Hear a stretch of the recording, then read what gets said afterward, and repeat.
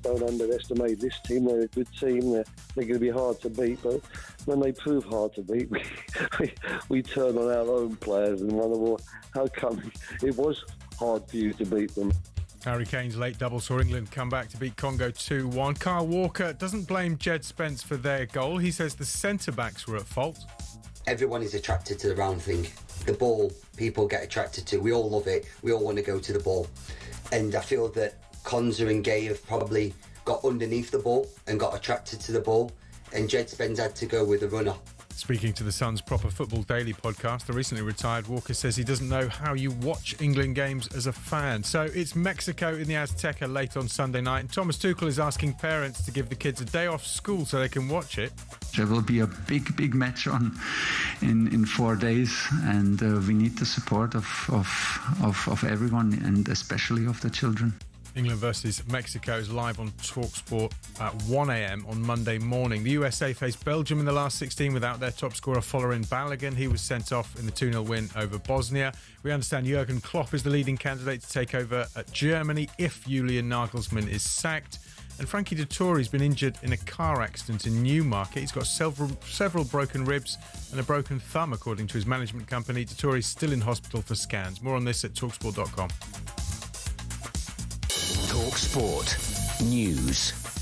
Heart attacks for obese over 40s are now far less likely thanks to statins, and the price of diesel's down as the Iran war eases. More from Cara at past. talkSPORT weather with QuickFit. This summer, treat yourself to Bridgestone Turanza All-Season 6 tyres with a 25,000 mileage guarantee. Book today at quickfit.com. Conditions apply. Dry for most of us, breezy with some warm sunshine. Across the north and west of Scotland, though, and parts of Northern Ireland, cooler with blustery showers. Hello, I'm Matt Forden from talkSPORT. This is how to win the World Cup. This is the best squad I think England have ever had.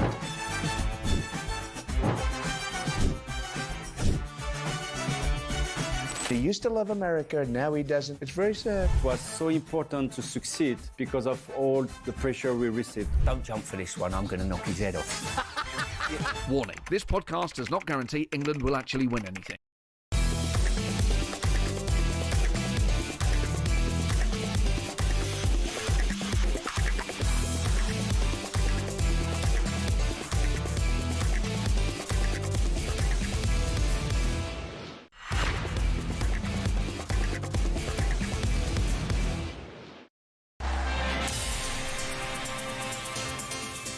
Good morning, although we, at times last night, we thought we wouldn't be. This is Paul Hawksbee and Andy Jacobs with you through until 1 o'clock here on talkSPORT. Well, that was close, but Andy will be picking it all apart over the next 3 hours. So what is coming up? Never in doubt. Coming up over the next 3 hours, we'll look back on a tense night for England fans, but not apparently for England's manager or players, with David Seaman, Stuart Pearce and Adam Pardew, plus you, of course, on the phone. Yeah, I want to hear from you today. We'll also chat to a sleep expert who will explain the best way to navigate that 1am kick-off on Monday, and a sports medicine specialist discusses how England might adapt to playing at altitude in Mexico City with little or no preparation time. I need a sleep expert to explain the best way to navigate this whole tournament. Yeah. But anyway, there's all this, plus the head of football policing on the behaviour of fans so far, both here and the tournament. And our US football expert tells us how far he thinks the co-host can go after last night's win over Bosnia-Herzegovina. Yeah, that's Doesn't it. quite make sense, that, but never mind. Of course it does. It sounds like they're both talking about how far the co-host can go. How far he thinks the co-host can go after last night's win over Bosnia-Herzegovina. What's wrong with that? Oh, yes, I see. Yeah, no, it's You fine. with me? Okay, fantastic. I'm all there. Well, if you weren't spending more time... Anyway, we'll come on to that. It's 4 minutes past 1. Good morning, everyone. Good morning, Andy. And I was a bit worried because you hadn't got all your notes together. Nick was reading the news and you hadn't emerged. Yeah, that's right. And just a little part of me, Andy, I'll be completely honest. Andy does... You're hoping I didn't turn up. Well, no, there's a toilet. There's one of the toilets here. Andy always says, this is the best lit mirror I've ever seen. So what Andy does, and this is honestly tells you a lot about him, it's proper Larry David country. He does all of his grooming in front of a mirror in the communal toilet here at talkSPORT. That includes tweezering nasal hairs, folks. I'm sorry, I know it's breakfast time, but he does that. I'd say it's more ear hairs, although they were... Oh, okay, well, that's all right then. That doesn't gross anybody out. Look, when you get to a certain age, you sprout from every orifice. You want to look, freshly plucked. So He does that. And so I just said to the producers, Andy, all right, he's all his cuttings, he's not in, he's not ready by the look of it, and Nick's already doing the news.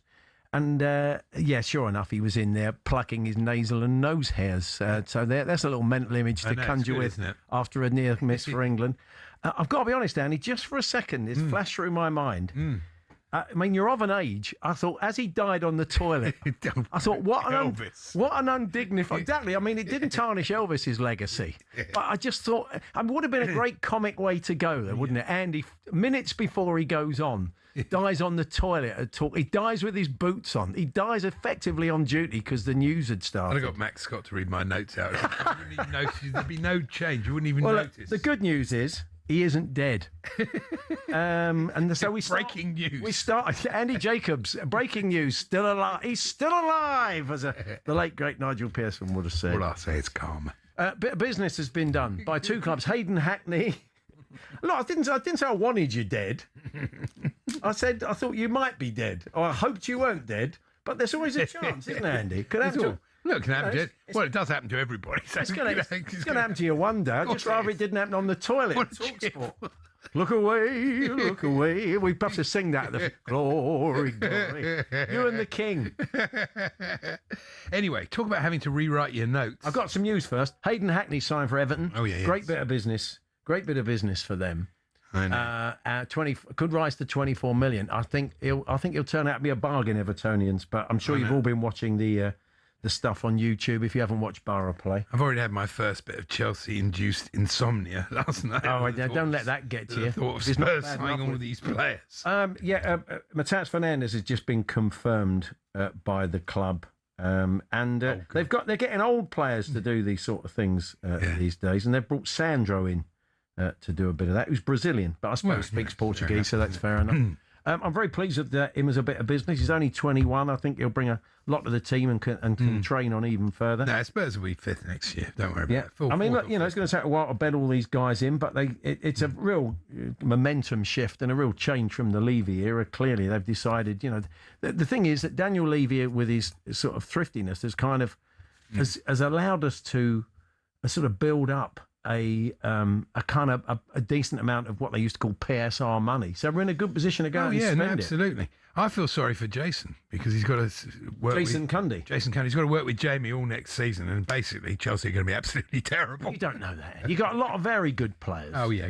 You've got I can tell you what's going to happen. They won't sort out... It's going to be like Newcastle. They won't sort out the Enzo. They should sell Enzo Fernandez now. Yes. Because he's going to go. He doesn't want to be there. He wants to go to Madrid. Madrid know this. They're not going to pay 120 million. They never do. So they rely on the fact that a player wants to go there. So you're going to get 80 million max. You might as well get it now. Can we deal with the trauma of England first before we come on to Chelsea? Actually, no, I've got plenty of notes on England. No question about it. Do you want to give us your... I mean, I was in a pub. I was kind of forced to... I was going to watch it at my oldest lad's house, but he's just moved house. He didn't have his Wi-Fi linked up, and he's one of those people that doesn't think he needs a TV aerial. So we were relying on that. So we had to go to the pub round the corner, which was an experience in itself. We had a group of American women in front of us who were there on holiday and were right behind England for the game. They admitted they don't know anything about football, and they screamed every time. I mean, quite piercing screams every time DR Congo got in our half, and every time England got within. I mean, if they were like, it was like the Arsenal screamer was back. They could see a move building. They even knew a lot about football. They knew nothing about football. And Archie Curzon, the guy we have on, who's the kind of rugby. He wasn't, but his equivalent was. Oh, right. There was a bunch. Of guys outside not watching the game. Young posh blokes. I mean, you would have known they were posh. Young posh blokes. And each one of them comes and they go out with a tray of Jaeger bombs. 5 in the afternoon. Whoa. No, I'm really. Oh, sorry. You're thinking of Jaeger bombs. Yeah. I thought you'd seen something on the screen. No. So, so he comes in and he looked like Archie Curzon, and he came over and he said, "I'm not. What's going on, lads?" Yes. I said, "Oh, well, we're 1-0 down, mate." He said, "Well, I'm not really a football fan, but why is that? Would you expect to be beating this?" I thought, Mark, I can't stand much more of this. I was tense enough as it was. And in the end, he sort of wandered off and went. But, this is the trouble watching in pubs. You end up watching with people you don't want to watch with. I'd have given him shrift. Let's get some tales of reluctantly ever watching in pubs and being waylaid. Who have you found have been your match watch mates that you'd rather not have had? Maybe it was last night, like me. talksport.com/H&J. You can text to 81089 and you can tweet to TSH&J. And we want to hear from you on the phones. We'll adopt some of your calls around throughout the show, your reactions to England, your concerns. Maybe you're a bit more bullish now we're through. 03717223344. Andy, your reaction as it all unfolded, because I couldn't make any notes, obviously, in a pub. No, I actually, though, I have got a note here that I want to make. That I don't know if you saw in the Belgium-Senegal game, there was a pitch invasion. Yeah. You see the 4 blokes ran onto the pitch. Oh, yeah. They stopped the game. Yeah. But actually, FIFA didn't mind it. They're thinking of introducing it, the PI, the pitch invasion. It's an extra break. Oh, yeah. Each half. Let's have the PI break is underway. Wouldn't they call it the P break, though? That's probably something completely different. I've written here, thank goodness Ismail Assar has scored. I can go to bed. Blimey, then I woke up and they'd lost the game. I couldn't believe it. Oh, honestly. Unbelievable. I'm of the school that thinks that wasn't a penalty on Harry Kane. I mean, I love him to death, obviously, even more so after last night. But I've seen him buy penalties like that plenty of times, and often they've been given in the Premier League. But you don't want to... Well, I'll get Pards taken. I've got no opinion about this now. I rely entirely on Graham Scott. Yeah, well... Otherwise, I know I'm wrong. So he thought it was a penalty, but he blamed Kane for putting doubt in the referee's mind, which I thought was very interesting. I don't want to live in a world where penalties like that are given, where the player is canny, and you use that argument, well, if the goalkeeper was mad enough to charge out, or the player's mad enough to challenge... But didn't the guy behind pushed him? Not enough. I mean, I've seen H do that a lot. He looks for the contact. I don't know if there's anything wrong with that. It's gamesmanship. It goes on. And if the goalkeeper's there, they might come off. But some people might have called it cheating in the old days. Not me, because he will be Sir Harry Kane and a national hero. But also the penalty that Tielemans got last night. It was pretty clear that something had been said after they maybe Kalina thought he should have had a pen, Kane. So maybe he reminded the ref in the next game that if a similar thing happens, that's a pen. I mean, Tielemans bought the contact. The Senegal player barely touched him. It wasn't a penalty, definitely. So, I mean, anyway, we'll get the thoughts of others on that. I could run through my Not notes for me, very, John. very quick. Go on then. Yeah, okay. Hey, some of them are completely mad. Chauncey Mbemba, he had a great game. He loves Guy Fawkes tonight. Yeah. Well, I thought he should go to AFC Wimbledon, and they can do Mbemba You're a Womble. They can sing that to him, can't they? It'd be marvellous, wouldn't it? Now I start to go a bit mad. That was poor from Pickford. Oh, and the FA want Tuchel to have a new contract. So basically, I wouldn't do your notes in running, because it's like Iceland in 2016. It was like Iceland in 2016. Yeah. Arsenal rated England National League South standard. When you look back on notes after we've won, it can make you look a bit foolish. Oh, of course, because... So we've got so much to get through today. 03717223344. That's 03717223344. We're going to be chatting to Stuart Pearce, David Seaman, Alan Pardew, but we really do want to hear from you today. Here's your present for thank you very much. This is only one more to go. Andy Jacobs' World of Tat. Here we go. Every day gives me a gift. Best one tomorrow. If I was going to give it to you today, if England had lost, I was going to give it to you as a consolation. As they won, I went with the worst one I had left. OK, this is a World Cup tat, courtesy of Jeff Bezos, that Andy is buying me every day. So here we go. There we are. Let's open this up. Proper wrap. Oh! Look at that. Look at that. They're perfect for a 1 a.m. drink. Football party cups, yeah. I'll have those for my Jaeger bombs at 1 in the morning on Monday. He'll be there. I don't really like football, but, it's 1 a.m. I'll have a Jaeger bomb. Honestly, that close I was. So, yeah, thank you, Andy. We'll share those to everybody can have one as well. It's not even World Cup, it's just like generic football. Quite nice, though. Yeah, they are quite nice. They've got quite an American vibe. No, actually, they are World Cup, all the nations. Thank you, Andy. I should be a bit more grateful. It's fine. We kick off with Pards. All the pros, even Roy Hodgson with Andy and Gab just now. Oh, no, I was never in doubt. He actually said, no, I was very relaxed. We were well on top. We were going to be fine. Blimey, I didn't feel like that. No. And I know Stuart Pearce didn't, because I listened to him and Adrian after the game, after that really interesting chat that Faye Crothers had with Thomas Tuchel and with Declan Rice, where Declan said, well, why were you panicking? We weren't.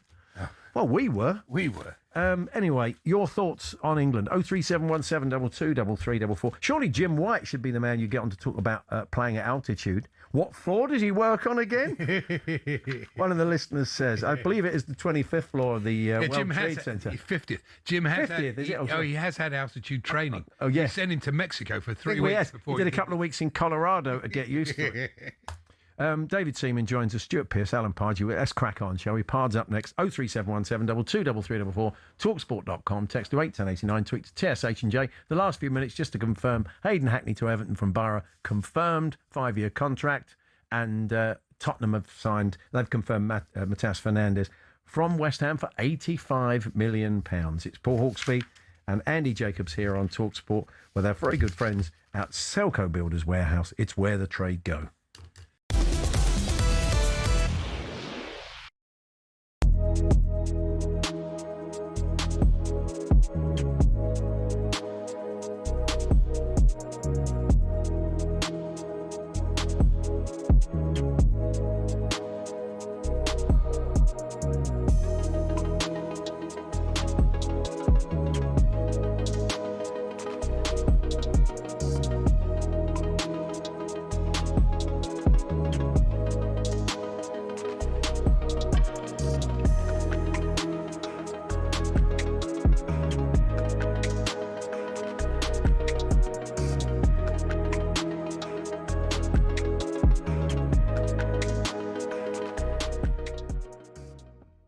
These fellas are amongst the bravest in New York. The window cleaners behind us here. If you're watching live on YouTube, let me describe the scene. As everybody now knows, we are 50 floors up here at the World Trade Center.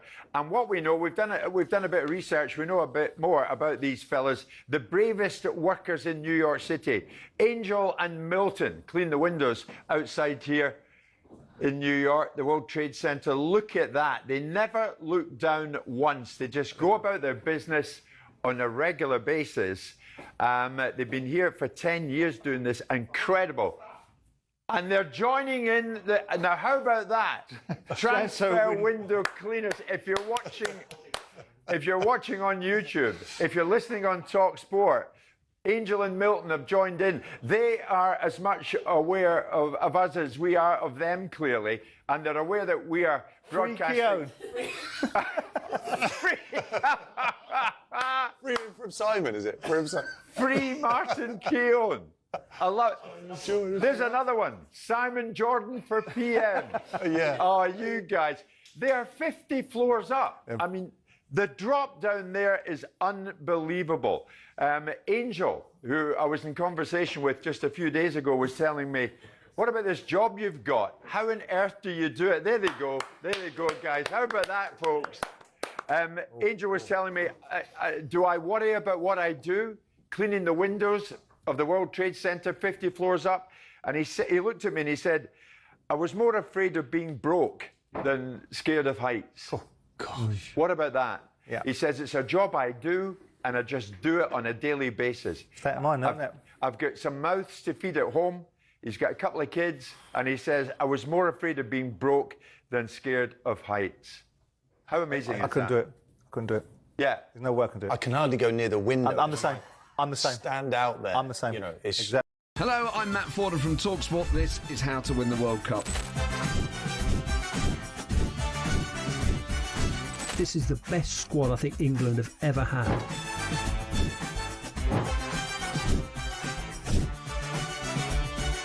He used to love America, now he doesn't. It's very sad. It was so important to succeed because of all the pressure we received. Don't jump for this one, I'm going to knock his head off. Warning, this podcast does not guarantee England will actually win anything.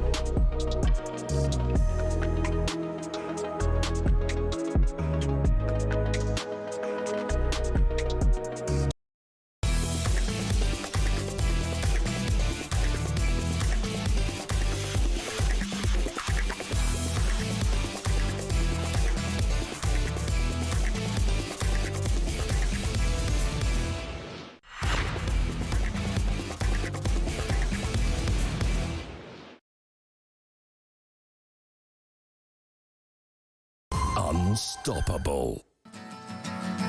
Today is gonna be the day that they're gonna throw it back to you. Harry, not normal. By now, you should have somehow realized what you gotta do. Inspiration to all of us. I don't believe that everybody feels the way I do about you now.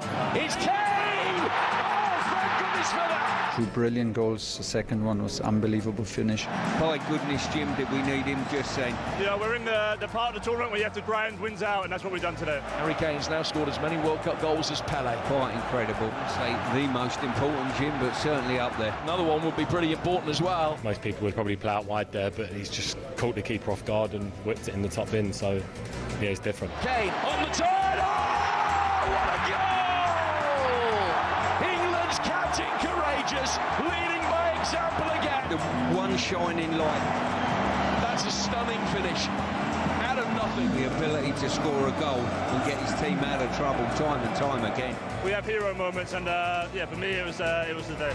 Because maybe the man's ridiculous, isn't he, really? That second goal was brilliant finisher. Sensational. Absolutely incredible striker. So anyway, time now for Duracell's Extra Mile. We're going to pick the player we think went the extra mile. Guess who we went with? Those players that bring a game-changing performance and unstoppable power. We'll be discussing him in the midst of our chat with the former West Ham Newcastle manager. Gordon, of course. Yeah, absolutely. We'll pay him full credit. And the manager for the substitution. Alan Pardew joins us. Hi, Al. Morning, guys. How you doing? Yeah. He just about come down after that. So the players, certainly... There's a conflicting... Declan Rice couldn't understand why Faye asked the question of why it was so tense. He seemed very chilled. So did Thomas Tuchel, apparently. Felt after 20 minutes we were fine. Even Roy Hodgson, of the boys on breakfast. So how were you feeling about it as it unfolded? Were you quite as zen as that? Not at all, no. I actually thought, you know, sometimes when you win like that, you know, the late goal, and you can kind of talk it up. And I thought it was talked up a little bit, particularly by the manager, but we were really struggling. I was desperate for the two boys to come off the bench, more or less as he made them. So I thought his timing was good with that. They obviously made a big impact when they come on. I thought Gordon in particular looked sharp. I'm still a bit worried about Saka. He still looks a little bit below his level. And that obviously is a very, very top level.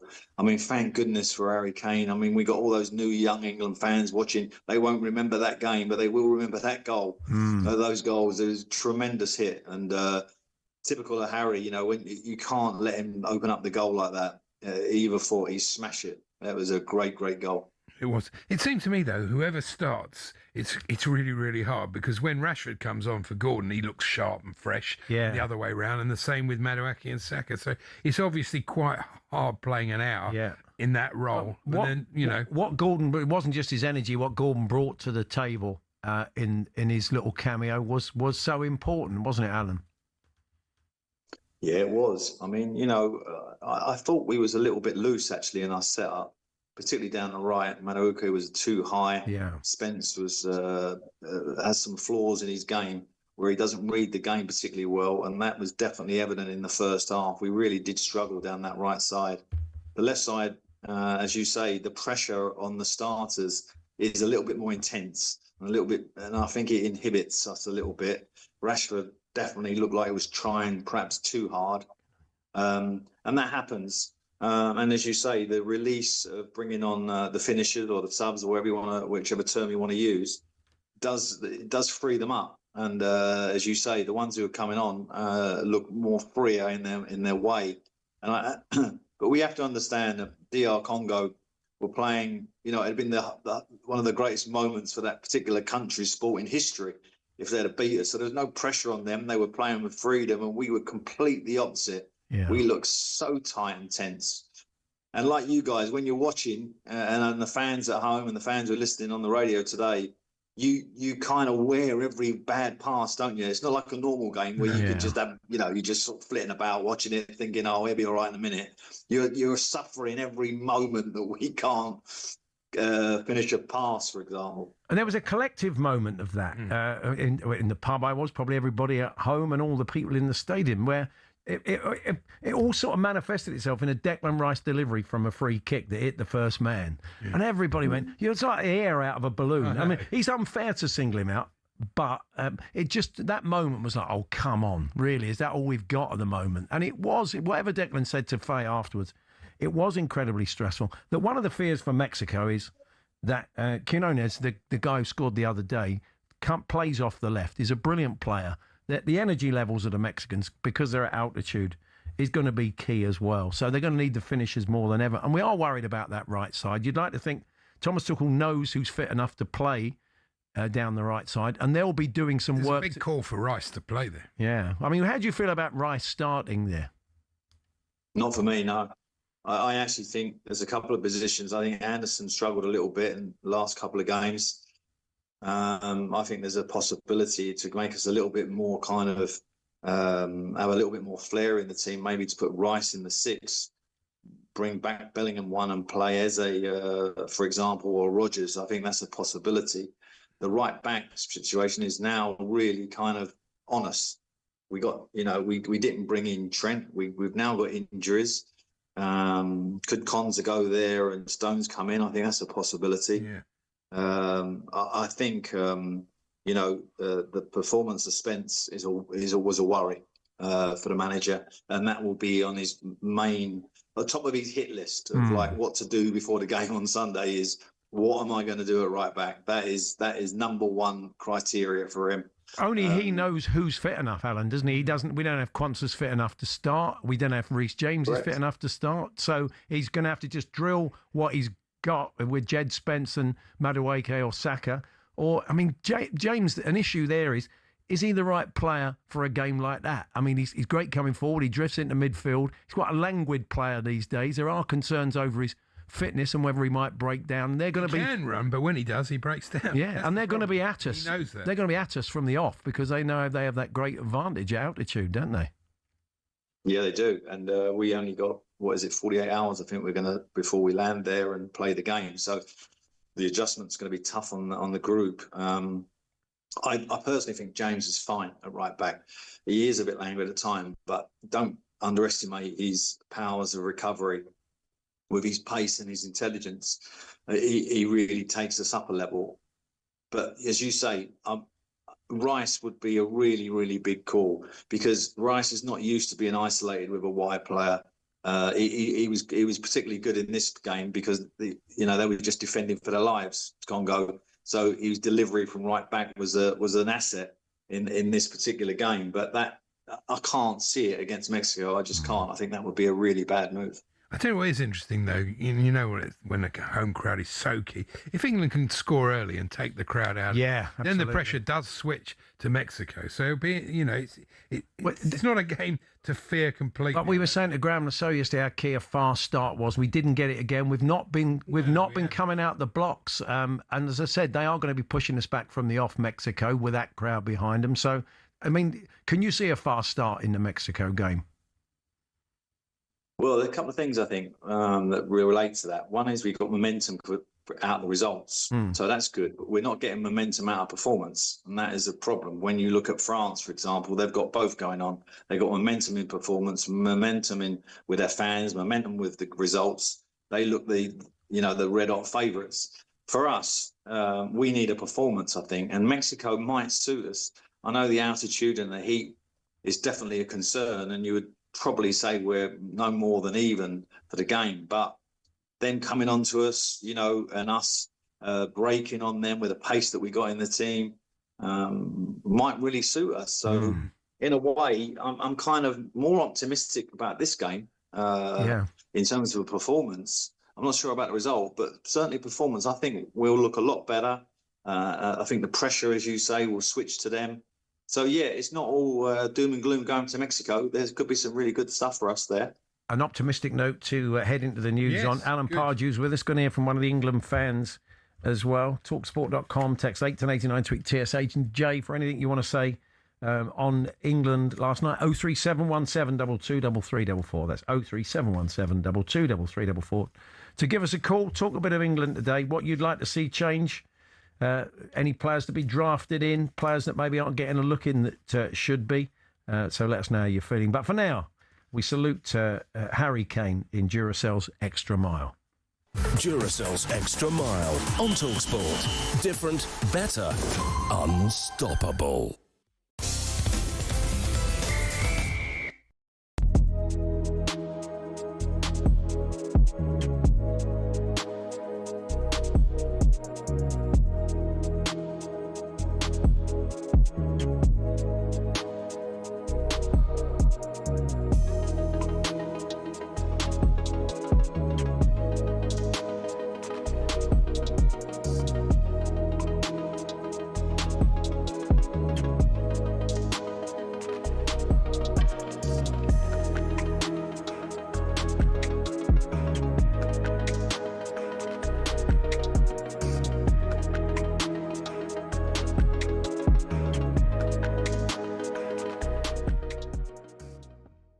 The new norm appears to be 100, 120 million.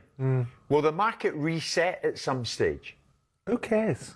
I mean, this is the nature of the business. It's a circular industry that spends its money in a certain way. Who cares? What the big concern for me is about the wages that go with it, because transfer fees are capitalisable. They go back around in a circle. You sell a player, you buy a player, the market moves around, money moves around between football clubs, it stays in the industry. The only a horrible, unappetising thing is it goes in the pocket of grasping little flea bag agents. And that's the part of the industry that needs to regulate itself better, because that's money going out of the industry. But money going around in a circle between football clubs, who cares about the quantum of it? It's entertainment. Go look at the American sports. Go look at what they pay their stars over here. You start looking at the NFL teams, you start looking at the NBA teams. Their wage rolls are $300, $400, $500 million.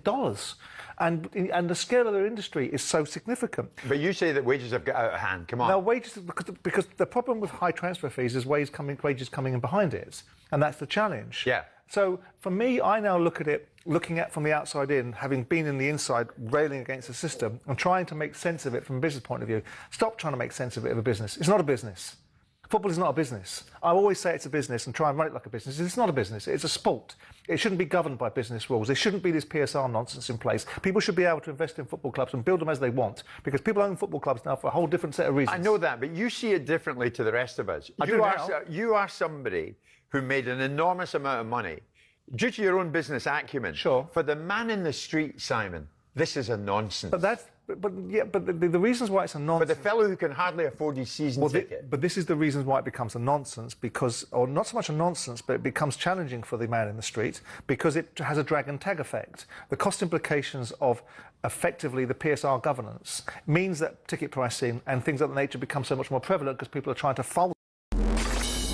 talkSPORT News. Iconic. There's no More other from word. Alan Pardew, An very 18-carat gold trophy that owns the world. Good and morning. Waits. Statins have been hailed as a public health success story with the risk of It's heart attacks. 1971, and FIFA need a new trophy to replace the Jules Rimet, so they launch a worldwide design competition. And in his studio in Milan, 50-year-old sculptor Silvio Gazzaniga immediately gets to work. But instead of sending FIFA a picture, he goes further and makes a prototype they can hold. It works. FIFA choose his design over 52 others, and perhaps the most beautiful piece of silverware or goldenware enters the beautiful game. Let's let the artist himself describe it. Gazzaniga said the idea was to create something symbolising exertion, dynamism, and the jubilation of an athlete in the moment of victory, with all the joy that contains. The malachite rings in the base fitted the sculpture well because it's green like a football field, and it's also a precious stone. The first captain to lift the trophy was Franz Beckenbauer in 1974, and of course, it's only the greatest who get their hands on it. Zoff, Matthias paved the way for the modern-day heroes who dreamt of lifting Gazzaniga's masterpiece. But there was something about this man holding it that seemed to deliver everything the sculptor had imagined. Were I to ever redo it, the artist once said, I wouldn't change a thing.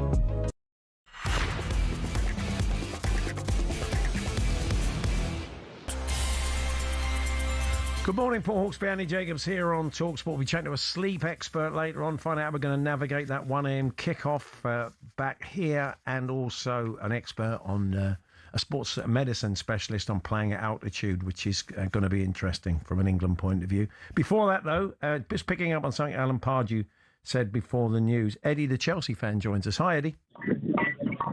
How do, mate? You all right? Yeah, we're good. It's, we just heard Alan Pardew say that he felt that Elliot Anderson has not been totally at his best last couple of games. You've got a comment on him too. Well, yeah, I don't really highly rate him myself at the moment. I know he's a youngster England player coming through, and he was at Forest. Obviously, he's making a big move to Man City, but I think it's getting a bit blown out regarding him and his potential and stuff like that. Maybe it's a bit too early for him. At the moment, I think there is a few other midfielders in the England team that could do a better job than him. I think he looks for the ball a lot, and he doesn't do much with it. If you do watch him, he's running around. He's in like a little triangle area. He's always kind of hunting for the ball. He's never in the position, and he's kind of shouting at the defenders to play in the ball. Very little going on. Do you know what I mean? Like the likes of Declan Rice and Kobe, they're more of the kind of players I think you'd want more in the midfield, pass the ball forward. Okay, well, let's get the thoughts of Alan on that. Alan, yeah, you mentioned Elliot, and what about City? Must be thinking, oh no, I've wasted our 115 million. Eddie's comments. On that basis. What do you reckon, Alan? Well, he's an outstanding player. There's no doubt about that. But I don't know, because he has had a lot of disruption this week with the medical and the news, that's come through, and he's now sort of been, taken to a new realm. Whether that's affected him a little bit, I thought his decision making, not so much his quality on the ball, his decision making last night was a bit erratic. He was kind of pressing when he should have stayed, and he wasn't covering gaps that he should have been doing. It's important, that role. Declan Rice does that automatically and can do the job. I just think taking Anderson out and putting a more offensive number 10 in, like an Eze or a Rodgers, would just help us particularly against Mexico, where I think technically we're going to have to be a little bit better in forward areas to make most of what was going to be lesser chances. So we're going to have less offensive action, and we need to make most of them. So that's why I'm just sort of sounding that out a little bit. I think it's an option Thomas could look at. I mean, the other thing about Thomas at the moment is he hasn't changed the shape of the team. We've stick very rigid to, the two wide players, one through the middle, the number 10. I'd like to see at some point him manoeuvring that group into a different shape, if we need to unlock the door. I thought it was a bit like it did work, so you can't say too much. But yeah, like for it like, did feel a bit like for like, and what's going to change. He has a thing. We talk about this with managers, lucky generals. At the moment, it's kind of going for him, isn't it? So we'll see what happens. And we shouldn't forget, we look at an Italian night that we often come back to, where we had a great run in the tournament and were unlucky not to get to the final. We had Belgium in the mix of that. We found ourselves, in trouble against Belgium, not able to score, outplayed for long stretches of the game, and up popped David Platt, which was a bit similar to the Harry Kane last night. So tournaments are about momentum. We could go through a lot of teams that have won the World Cup, and you looked at them in the early stages of it, and you'd say you wouldn't have given them a prayer. So we can take some comfort from that. But I know what you mean, Alan. The performances are not living up to the results. If they go out, though, against Mexico, people will say, have we gone forward under Tuchel? Have we gone backwards? I mean, it is a question to be asked, really. Yeah, I mean, and also, had they scored that second goal, Vissa scored that really easy chance, you kind of sense that could have been it, Alan. Yeah, absolutely. But, the football managers, and I know this from my own experience, great players can make you look very, very good.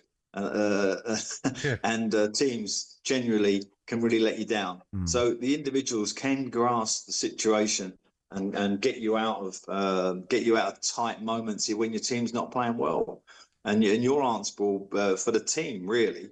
I thought the team performance was average at best, and Harry got us out of it with a moment of great ability, in two moments actually. So that happens, and that's great, and hopefully Thomas can get the team performing at a better level against Mexico.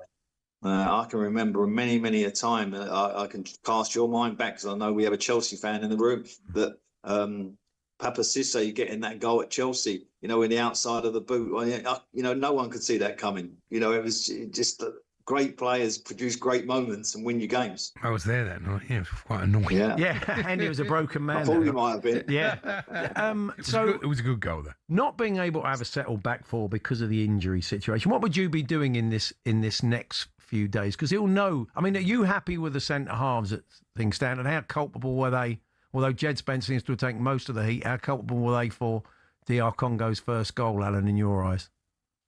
Yeah, well, they were definitely a part of the fault of that first goal because they didn't shuffle around and Spence had to come over on the cover. I felt actually Spence on the goal was probably not as to blame as the centre backs. Absolutely, it was just his all-round performance that worried me a bit more than that. I worry about our back four, I do, but let's just hope that it gels and puts in a great performance at Mexico, because it's definitely going to get worked.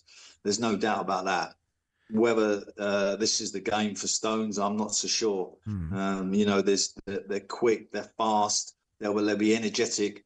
Our centre backs definitely need to be on their toes.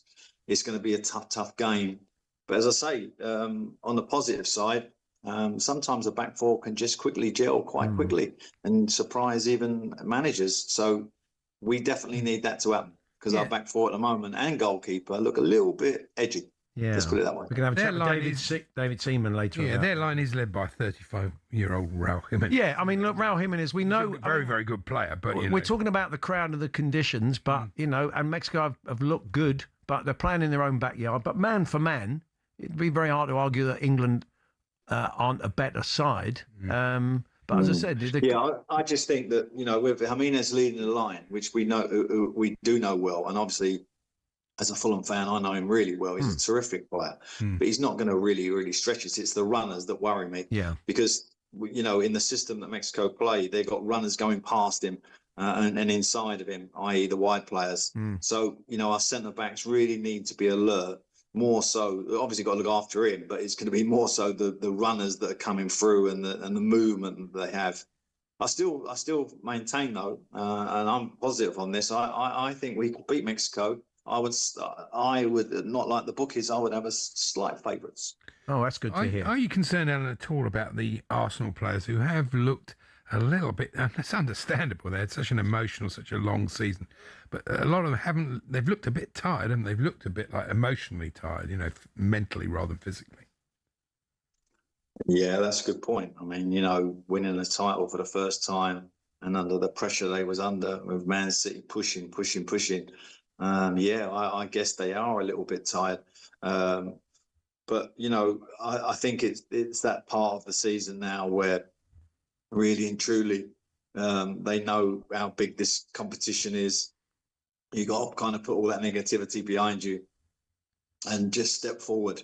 And I think Rice has actually been very, very good in these games in a team that isn't functioning very well. So I think Saka's the one, and I think it's more physical and mental with him. I think it just looks like everything is caught up with him, and maybe coming off the bench is the best option at the moment. Just finally, on the transfer front, as an ex-West Ham manager, we've heard that Mateus Fernandes has left the club and gone to Spurs. They're saying for around £85 million. I mean, you reflect on his performances with Madge every Sunday. What do you make of Fernandes as a player and as a signing for Spurs? Well, a very good friend of mine. I won't tell you who he is, but he's very famous at West Ham. Told me that Fernandes is probably as good a player as they've had for many a year. So it's a major blow to them. I think, getting relegated is the problem. You lose great young players. For Spurs, what they're going to get is a player who is very, very comfortable with the ball, gets around the pitch.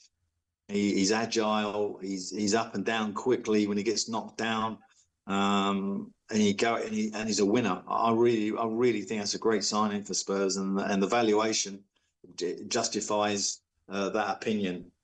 So a big loss for West Ham. Does it feel like too much money for you? I mean, we had Daniel Levy telling Simon Jordan that had their pants pulled down for Van Ecker at 52, so he probably thinks they're stark being naked. Completely irrelevant. I know. I don't agree with Simon even one inch, because it doesn't matter. If Spurs wanted this player, that's what he costs. Now they've got him. Who cares what he costs? And valuations, I mean, I don't think any of us can keep up with what a player is worth in this current market, can we?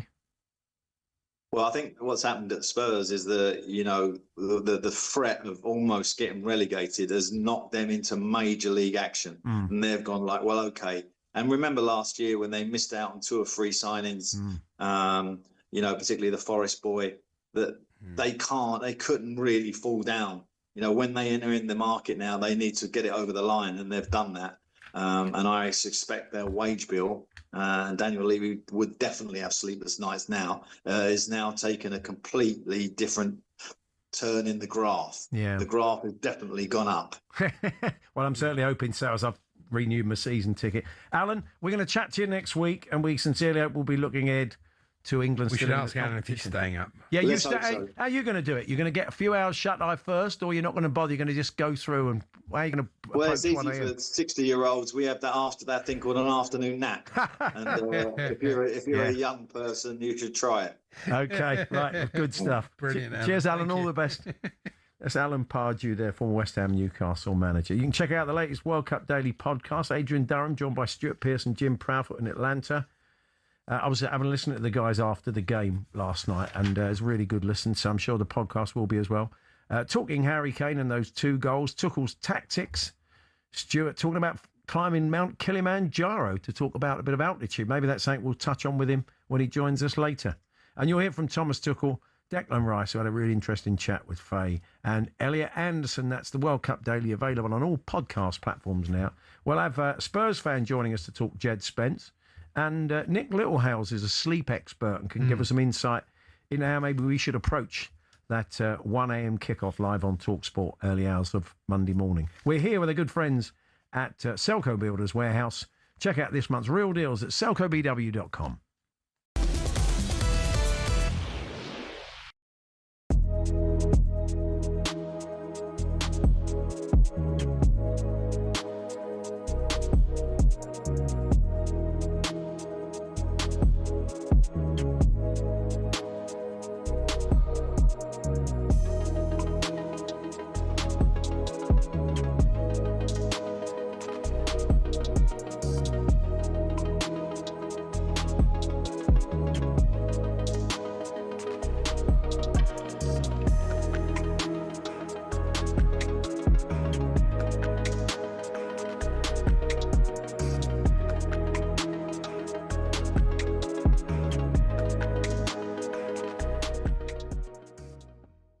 Really bizarre situation what's going on with German football at the moment. Why do you think it's been total freefall ever since you guys won the World Cup in 2014? I think there's been a certain amount of arrogance in the German camp and the FA. I think we've been living in the past since 2014 really. Nothing's really changed. I think the football is the same. Very possession based. We haven't really got any mavericks that can turn games around. We saw that last night. Leonard obviously is a big miss from the World Cup before he got injured. I think he could have made a difference last night. But in terms of that, I think it's been really, really slow football. Boring at times, and when it gets physical and when we play against teams that are a little bit more athletic, I think we struggle. We've seen it in the group stage too. When you watch the Ivory Coast game, I think we got lucky there. We should have probably lost that as well. So, and Ecuador was a real eye-opener. And what we failed to do after the Ecuador game was to be honest, in the press and in the team, it was kind of brushed aside as in, well, we were safe anyway kind of thing. So we took the foot off the gas, and that showed last night.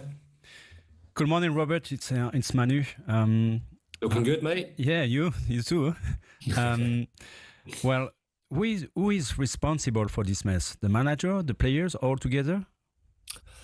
I think it's been a combination of all what you just said. I think when you look at the game last night, could the players have done any better? I think, yeah, they could have done. I think they played with themselves. Once they went 1-0 down, they sort of stepped up a little bit. But I think, we just got stuck.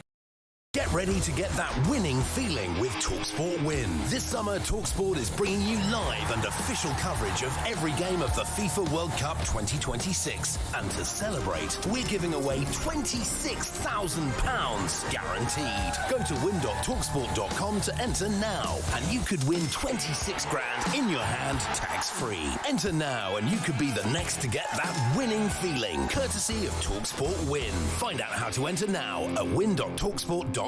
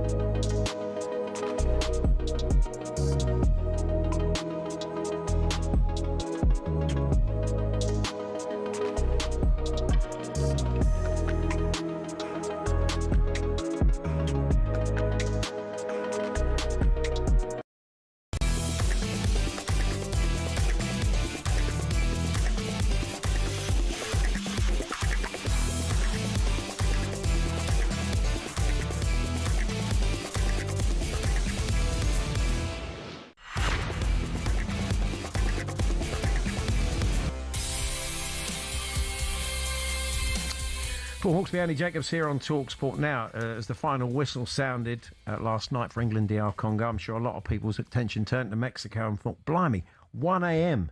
How am I going to approach this? What's the best way for me to be? Because we're not getting a bank holiday. I mean, Scotland had an extra 24 hours and they still got a bank holiday. I don't get it. So that's not happening. So forget that. So you're probably going to have to function the following day. So what's the best way to approach it? Who better to tell us than sleep expert, author of the book Sleep? I believe he has a new book out. Tell us more about that later. It's Nick Littlehouse, who has worked with the England setup in the past. Hello, Nick. Hi, how are you? Good, thank you. So, I mean, it's a simple question. What are you going to do? What would you? How would you? I don't know if you're going to start, but if you were getting up at 1 a.m. and you want to try and function the following day, how would you approach it, Nick? There's just such a lot of variables, guys. You know, with whatever anybody's occupation is the following day. Radio presenter. The excitement, the adrenaline, the stress, the worry, and all that sort of stuff as you're sort of heading into a game like that. So you can apply certain things. You've got a bit of time between now and Monday morning. You should think about, trying to grab some time, midday, early evening. Just take some time out. I won't mention the word naps because it's about sleeping, but what you're trying to do is give yourself some downtime, some displacement time. That's what the athletes and players would be doing. They would be going to sleep. So just start thinking about if you could, shift your habits a little bit in the evenings between, Friday, Saturday, and particularly Sunday, where you're looking at grabbing some time out early evening and going to sleep later. So you're just kind of resetting yourself a little bit for that period when you're going to be awake between probably 1 and 5 o'clock in the morning. So think along those lines. Don't worry about losing the sleep. I mean, it's an amazing moment. It happens in all sorts of different ways for us all throughout our year. It's just go through it, enjoy it. Obviously try to manage the things like alcohol and the beers and all that sort of stuff. And when you come out of that game, just chill out, stay awake, hydrate, think about getting lots of light, lots of daylight, because that's a hormone called serotonin that's produced by the daylight, the blue light. And that'll just keep those energy levels up, certainly through the first 2 phases of the following day on Tuesday. I think a lot of people are considering going back to bed. Maybe. Yeah. So you need to decompress a bit. I mean, if it goes to extra time and pens, God forbid, you're looking at 4 o'clock. So after all that excitement, you can't just say, right, I'm off to bed. I need a couple more hours. Is it worth going to bed for 3 hours afterwards? No. It actually is counterproductive. You sort of, you're kind of already thinking like, if I can just, maybe on the Sunday, because it'll be difficult for people. I mean, the players will be doing this, every day in the run-in, resetting themselves for a game like that. You just sort of basically say, it's going to be amazing. If I can take, 30 an hour out some point Sunday evening, just to allow myself to get down, prepare for the night, maybe have a little micro sleep if the fatigue kicks in, and then you're already looking forward to that process. But that's the key thing is in that morning, guys, is that don't try to go and then force yourself to sleep. Just stay awake, be calm, chill out, downtime. And like I say, the more light you get exposed to in that first sort of phase of your day will really help keep your energy levels up. And then obviously you can just reset the following day back onto your normal routine. Yeah, and that's interesting. It's as easy as that, really. Yeah. What about people who fall asleep during the game? Yeah. How do you stay awake? That's not your explanation. I've done that. I've done that a couple of times already, because, I'm sort of sat there and I'm thinking I'm watching the game and everything else. And then I've nodded off and gone away. So it's sort of like, oh. What about the players, Nick? Because you worked with the FA before and different people in sport. They're going to be sleeping at altitude only for one night. They're going in quite late. Right. I mean, they've got to adjust their body clocks because they're it's the sort of time zone shift as well. So how will they be approaching it? Well, they'll have done a lot of altitude training, either in these portable tents you can get to create that difference in altitude. They'll have been preparing in and around that all the time. It doesn't matter how much preparation you do, it's still going to have an impact on the game. So certain phases in the game will show where that altitude fatigue is going to kick in, and they'll just be able to roll through it. The hydration breaks really helps with that process in that area. But they'd have been looking at, you mentioned my book, my R90 technique. They will have been already thinking about 16 cycles in every day. They'll be looking at where they can take recovery breaks throughout the whole process running into it. So they should be really, really set, because they will not be focused on sleeping long blocks of sleep just at night. They'll have been adjusting their multiphasic approach to it. So if you want to find out more about Nick's R90 technique, you can go to sportsleepcoach.com. All the details are there, and a link through to buy the book. And his excellent book, Sleep, which is how we first spoke to him, is still available, and is very useful advice. A handbook for sleeping. That's great advice for taking the pressure off the listeners and all of us by saying, look, don't beat yourself up if you can't go back to sleep. Work on the basis that you're not going to. You don't really have to. And then if you do drift off, you're not beating yourself up, because that's most of the problem, Nick, isn't it? Finally, it's the way you get annoyed at yourself at not sleeping rather than not getting the sleep. Oh, I've just become a number 6 granddad. So we had a new child into the family over the weekend. So it's kind of, when you look at things like that, it's absolutely fine for you to have one period of time when you're not completely focused on getting all of those hours of sleep. Yes, you might feel a bit tired, but you just enjoy it, get on with it, and think you can easily reset the following day, depending on your occupations. Yeah. But this doesn't apply to everybody. If you're a night shift worker, if you're a surgeon, if you're a nurse on call all night, they're not going to be able to watch the game and catching it on the telly. They'll already be awake. Yeah. So you sort of think, well, I'm a nurse, I'm a surgeon, I work night shifts. I can do this. It's absolutely fine. Sure. I don't want my brain surgery scheduled for 9 o'clock Monday morning. I'll tell you that. No, good man, Nick. Always a pleasure. Thanks for joining us. It's all right. Nick, there's Nick Littlehales, the sportsleepcoach.com. Good advice. I hope you've set your mind at rest. That's the one interesting thing that I didn't realise. Don't beat yourself up. If you go off again, fine. But trying to go back to bed. Don't expect to, after all. What are you going to do? It'll be 3:30 and might probably go to extra time. 4 o'clock in the morning. Yeah. Go for a walk. Get some natural lighting. Get the windows open. Yeah. Anyway, there we are. Good advice. We're going to find out about playing at altitude from an expert a little bit later on. Talk USA. Lots more besides. It's Paul Hawksbee and Andy Jacobs here on talkSPORT. More of your calls as well. 0371 722 3344.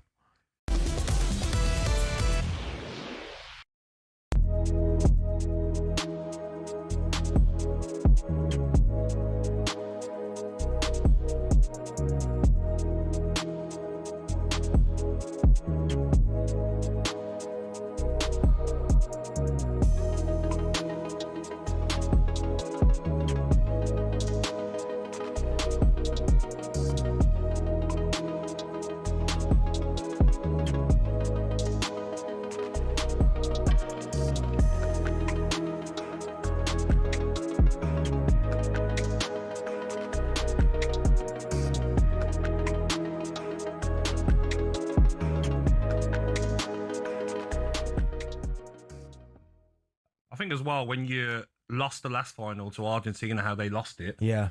The Argentina players celebrating after that penalty. It was a bit spicy, wasn't it? Yeah. They'll want revenge. 100%. They would love. I don't know if they can face Argentina in the final. I'm not sure. No, they can. Yeah, they can because they're on separate sides of the draw. If they was, I've just seen the step over again. Told you, mate. If that was R9, you are right. That was R9 speciality. Step over and then goal. Yeah. Even that. Who threaded the ball through? Elise. Through the legs of the defender. Incredible. We're just watching the replay of the goals now. Like Bentley says, like, you can't stop this. Look at this. They've got bodies behind the ball now, watching the third goal. Yeah, Run here from Mbappe behind. No space in behind, but they find it. Yeah. I don't think we've got that. Of course we haven't got that. I don't think we have. Don't think we've got that. We're nowhere near them. Do you know what? In midfield, though, that if England play France, like, listen, France are the favourites by...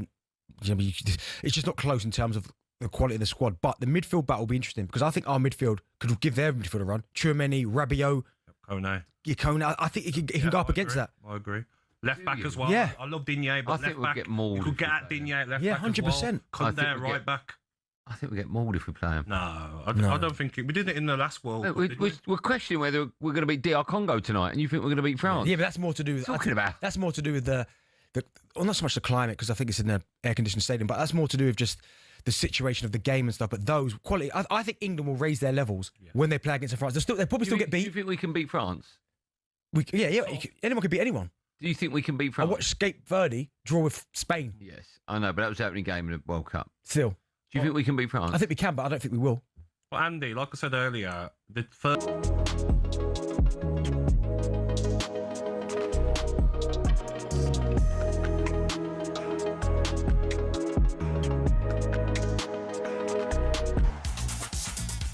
Ben Fletcher's just been in touch, king of overnights. He says he has the perfect way to acclimatise.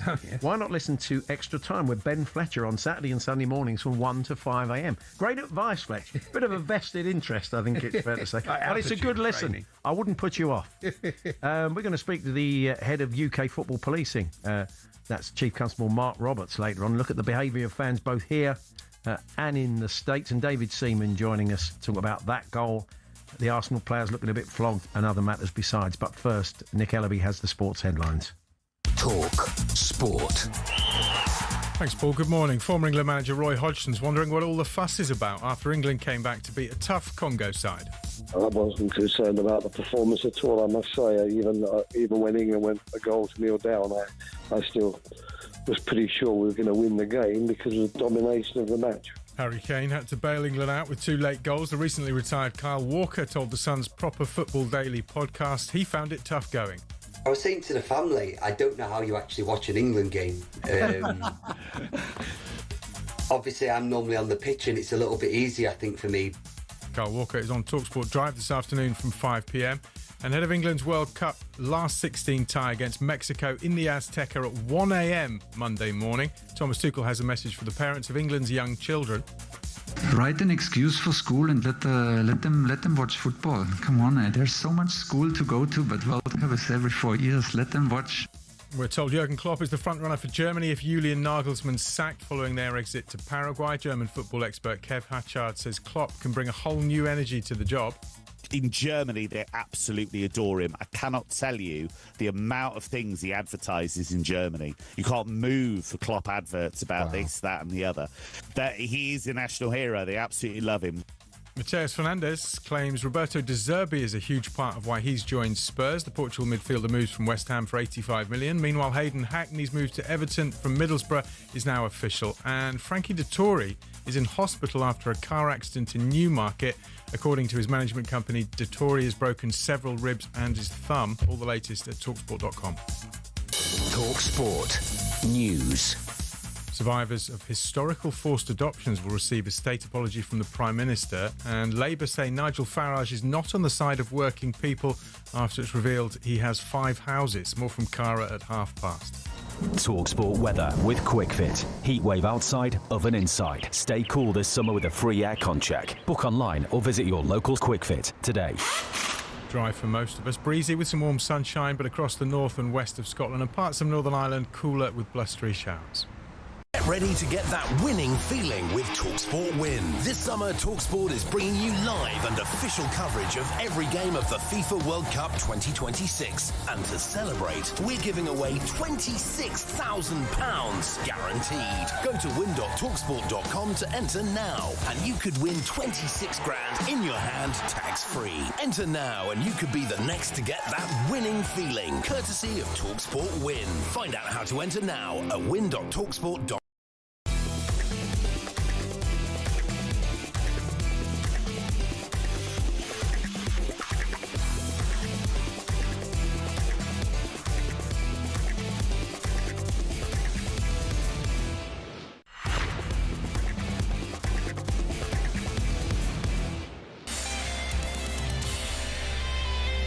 Good morning. It's Paul Hawksbee, Andy Jacobs with you through until 1 here on talkSPORT. We'll be chatting to a US football expert a little bit later on.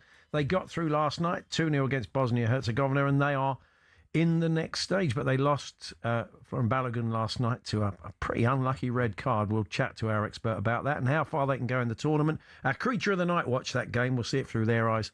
Head of UK Football Policing, Chief Constable Mark Roberts joins us. I'm sure he'll have some fears about the licensing hours around that game on the early hours of Monday morning. And David Seaman to talk about the goal England conceded and other matters besides, to reflect on that England performance. So Nick Littlehale's the sleep expert, has just been chatting to us. How are you going to approach it? Maybe you got your own techniques. Maybe you are someone who has to wake up in the night because, you know, you work the shifts. idea that you know more than a bloke's written a book about sleep. No, but the thing is, if you're a shift worker, if you're a police officer, you're a nurse, you're like a Ben, doctor, you know, you probably have got techniques. It's always good to hear these techniques from people who live the life. Nick is an expert, but, you know, he's not getting up 3 or 4 in the morning.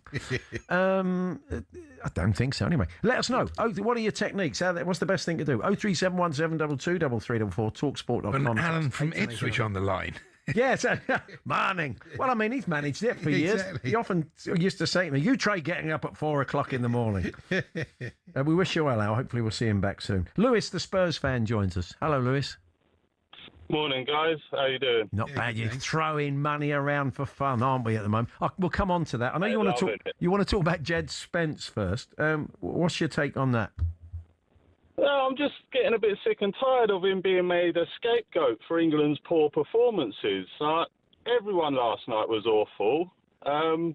Nico O'Reilly, he offers nothing for me. He's done nothing in all of the games he's played. We're playing Spence out of position and then just singling him out. You know? I don't agree about O'Reilly. I mean, he's had a few headers hit the bar twice. He does a different. The only thing I would say is that in the pub where I watched it, the immediate reaction was again, "Oh, Spence," and I thought, "No, look, he's covering a position where someone else should be. He's got no choice. He's got to go where the ball is. He can't hang back and think on the basis that he's going to go to the man who scores the goal. I mean, he didn't really do anything wrong, and Alan Pardew sort of backed that up in the moment. But there were some concerns in his game. I'm a Tottenham fan, so are you, and we see Jed, and it's weird for a bloke that played right wing back so long and he's right-sided, that he's not as comfortable as he is on the left where he likes to cut in. He's not as effective. His final ball's not great. He's a good defender if you just ask him to do a job on someone. But all of England's final ball wasn't great. No, it wasn't. So I kind of take problems. I take your point, Lewis.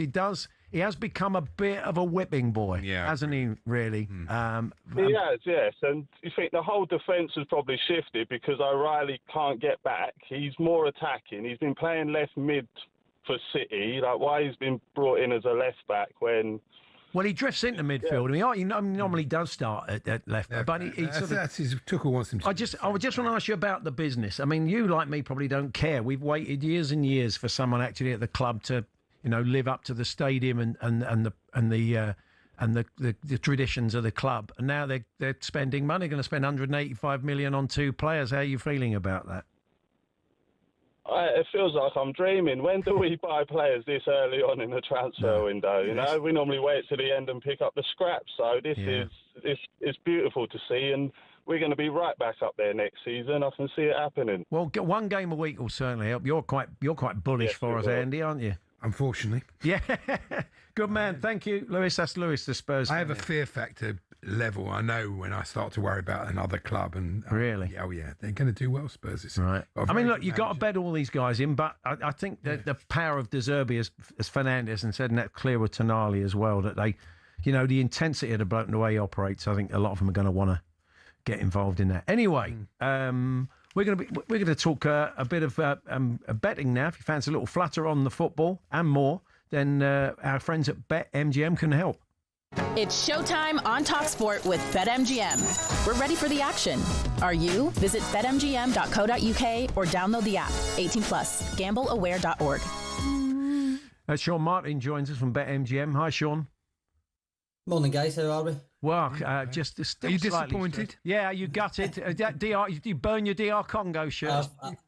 All the kids' kits, everything's out the window. They're all been swapped for Mexican. All the family round Nan had one on. How many? We keep hearing from players and ex-players and stuff how confident they were. How many BetMGM punters in running were confidently saying England will turn this round?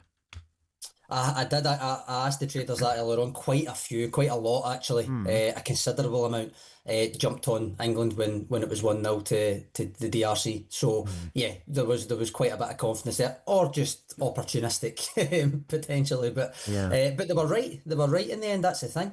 Often in running, when a team that's less fancied than the team that's supposed to win, if they go 1-0 up, 2-1 is not a bad in running punt, because it often happens. I mean, I'm imagining quite a lot of people would have weighed in after the first goal, because there was a big momentum shift, wasn't there?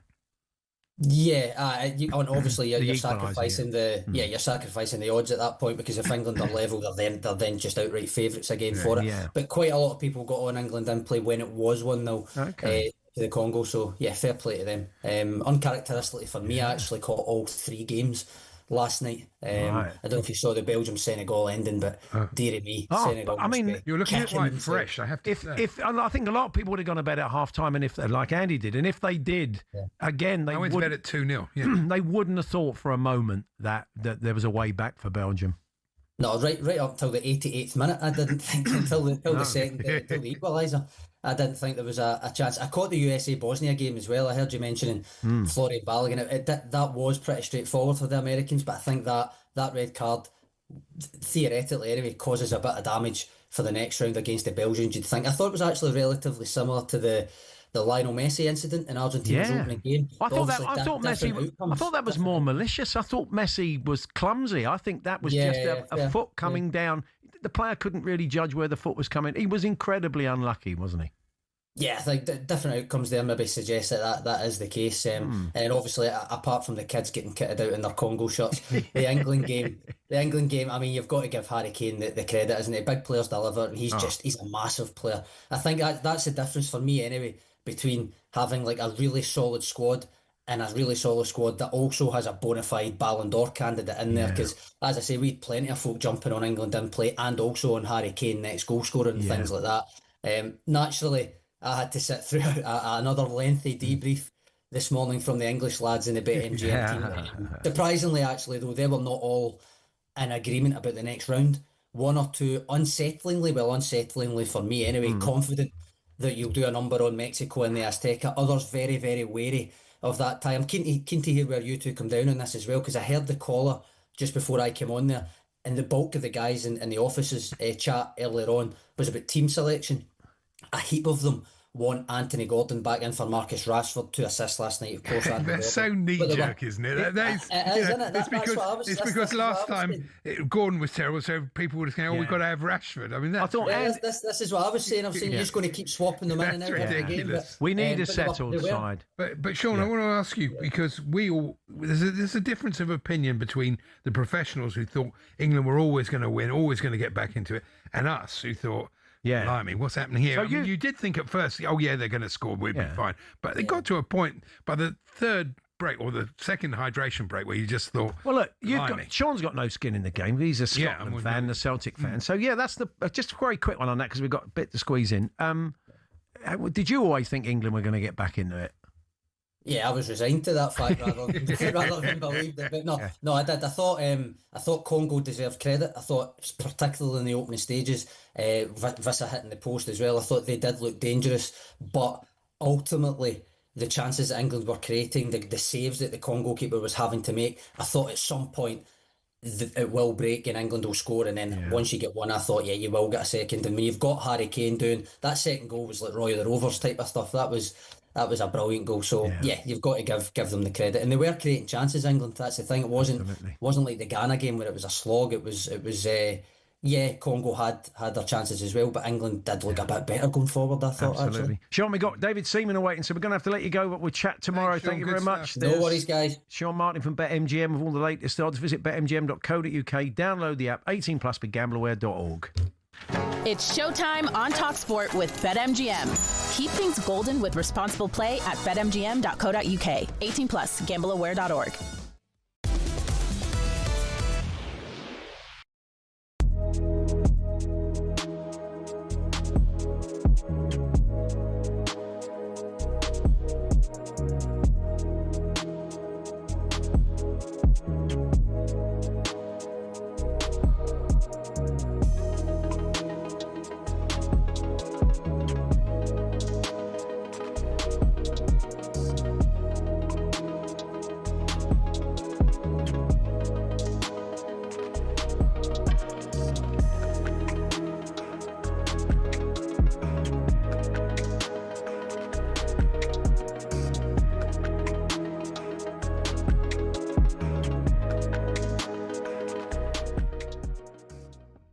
We've already established you're a deluded Arsenal fan. What do you make of Morgan Rogers and £130 million? You know what? I saw O'Hara going absolutely mad on was it? He was somewhere. He was talking. Yeah, and he was talking about the prices, etc. And I do actually think he's right, man. I think the prices have gone absolutely crazy. But it's one of those where, as crazy as it is, number one, it's not my money, and number two, football makes so much money. They're only going to spend where they think they can get the money back. So as much as it's crazy for us and we go, oh my gosh, these crazy prices, they're making money selling people's shirts on the back end anyway, and all these expensive tickets and everything that's going on. So someone can afford it. Do you need him though, Joel? Because I agree with Bentley when I've listened to Bentley say that you've got Eze, you've got Odegaard, you've got Ranieri, Darwin coming back, but don't you need a proper left winger? I know Martinelli can do good things, Trossard, okay, but wouldn't that money be well spent elsewhere? I think he's so good that if he's available, you take him. I really do. I think in the Premier League, 30 million. It's not my money. If they can afford it, but that will why take, do we care? Because I'm guessing you've only got a certain amount of money to spend in this window, and 130 million will be a huge chunk of it. Wouldn't you rather spend that chunk of it on a left-sided midfielder? It depends on who's available, though, Andy. Like nowadays, who's available? If I was to ask you, who do we get? If it's not him, who? Nico Williams. I mean, that would be amazing. Barcola. He's signed a contract though. With, he don't want to leave, does he? Yeah. Do you know what I mean? Like, he's look, Kvaratskhelia, however you say his name. He would have been brilliant like a couple of years ago, but we missed the boat on that. I don't want Rafael Leao. The option of Rashford, I've been hearing, but. What does it say about the Eze transfer, though, Joel? If you're going for Morgan Rogers now, after Eze signed last summer, what does it say about that transfer? Yeah, but Eze is more central, though. Morgan Rogers, I'm not saying he doesn't play central, but I'm assuming... Central. He plays his best stuff in the centre, mate, not on the left. I know, but if you've got all those players, you're going to have to squeeze them in somehow.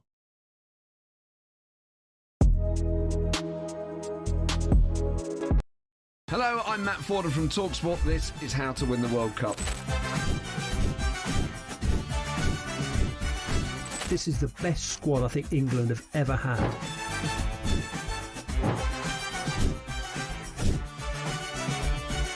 He used to love America, now he doesn't. It's very sad. It was so important to succeed because of all the pressure we received. Don't jump for this one, I'm going to knock his head off. Warning, this podcast does not guarantee England will actually win anything.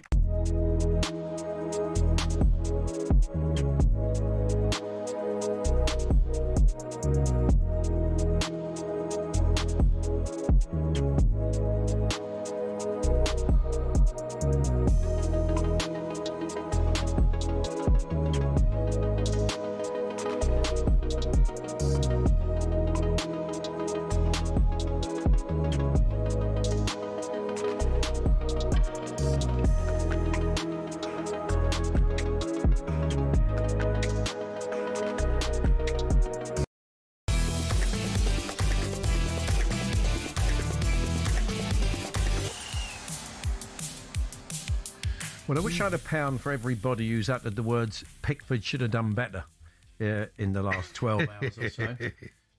But should he? There's only really one man to ask. The man who's worn that shirt with great distinction. Former England and Arsenal keeper David Seaman joins us. Hi, David. Hello, guys. Are you all right? Good, thanks. Yeah. So should he, Dave? Well, I've looked at it like so many times, and there's the only thing that he does wrong is when he gets his hand to it, his hand's not strong enough. I've looked at his balance, I've looked at his positioning, and everything seems okay. There's a little bit of weight going to his left when the ball is struck at him, but he gets there quick enough. It's just his hand is a little bit, I call it soft, because the way that the ball knocks his hand away is the only bit that I can really fault. People are going on about, he shouldn't get done at his near post, but you can't cover your near post and then expect to try and influence the other post. Because if you overcover your near post, you're leaving a massive gap on that other side. What about this idea that when you can see it, can't you, that he's obviously shifting his weight onto his other foot, expecting the curler, which is you see more often these days, into that top corner, and then he can't get his weight back. Maybe that's why the hand's not strong enough, because he's kind of not on the way down. No, it definitely is, and when you look at it, and I freeze-framed it and everything, and at once his hand is behind the ball, not his whole hand, his fingers are just coming behind the ball, but then it's not low enough. But I know what you mean about the body weight, it is a little bit onto his left-hand side, because how many players do we see and how many goals do we see on that curler that goes that way? But for a goalkeeper, you can't start anticipating, you can't start guessing. You've got to react at the shot. And the only other thing that I would look at is the ball position on the player. It wasn't like he got two options. It wasn't like he got the one around Jordan's left or the one at the near post. It either got the blast that would be straight at him or the near post, because it was central. So that's the only thing that I would look at. Now, you were a pupil of the great Bob Wilson, and we know Bob still beats himself up for Steve Highway beating him at the near post in a game they won, 1971 Cup. And that's a game they won. So, I suppose Jordan Pickford could say the same thing. But keepers, I know what you mean, but keepers don't like being beaten at their near post, do they? No, they don't. But like I said, you've got to make sure that you don't overcover the near post. Because there's a sort of myth saying that you should never get beat at your near post. Well, I could go and stand at the near post, and I won't get beat there. There'll be a massive gap. So you've got to go with the percentages, and that's what it is. And like you said with Bob, he still talks to me now. I'm like, Bob, you still won. Yeah. You still But he cares. No, when it costs you, that's when you can talk about it and keep thinking about it. I guess, yeah. It's interesting with Pickford, though, because he said phases in his career, he was quite frantic when he was young, quite sort of, skittish and scatty. Then he went through a calm phase. But at the end of last season, and even in this World Cup, he does seem to have retreated into, he does look a bit frantic at times. I mean, Troy Deeney was on the station a couple of weeks ago saying he worries him. I mean, what's your take on that, David? I saw that Troy Deeney quote, and I just thought it was too harsh. But that's Jordan's style. There's different styles of goalkeeping. When you look at me, my calm style. You look at Peter Schmeichel, how he was always agitated, arguing, moaning, and everything. But it's what you do that makes you the best goalkeeper. And what Jordan does is he always tries to be involved. Sometimes he'd be like out past the centre half, like trying to get the ball and things like that. It's just that's the way he keeps goal. And nobody can argue the way that he's kept goal for England has been brilliant.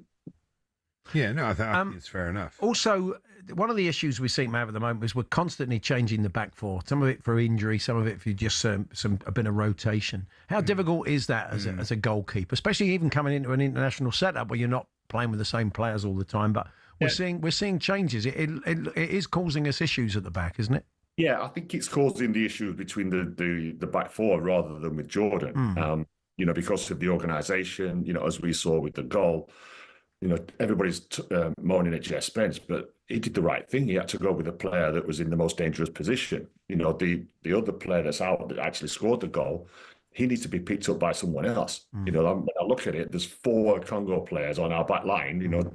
Midfielder may have dropped. Noni might have pulled back. But then there was a lot of organisation that didn't go on, and I think that's why you saw with Deck when he was moaning at someone, people not coming back. But it's all about the organisation in that back four, and because it hasn't played together that long, you're going to get those little moments.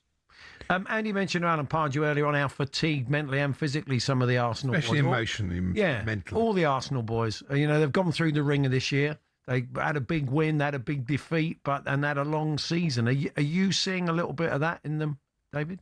Not really, if I'm honest. Because of the rotation that's going on at Arsenal, like even with Saka, he's had his injuries, so he's not played as many games. Deck's the one that you would look at, but you don't see that with Deck. I don't see it anyway. I see him being non-stop all the time.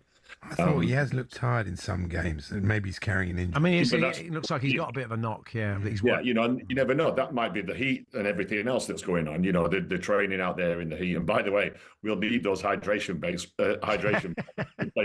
trust me. Yeah, there'll be oxygen breaks, won't they? They're probably going to need them. Declan Rice at right back. Some people are floating as he spent some time there last night, and even Mikel Arteta threw him, and with not great success in the Champions League final. I mean, how do you feel about that? I mean, Alan Pardew was of a mind that he'd much prefer him in the midfield. Yeah, that's a waste of a player in midfield for me. You don't put a player like Deck in at right back.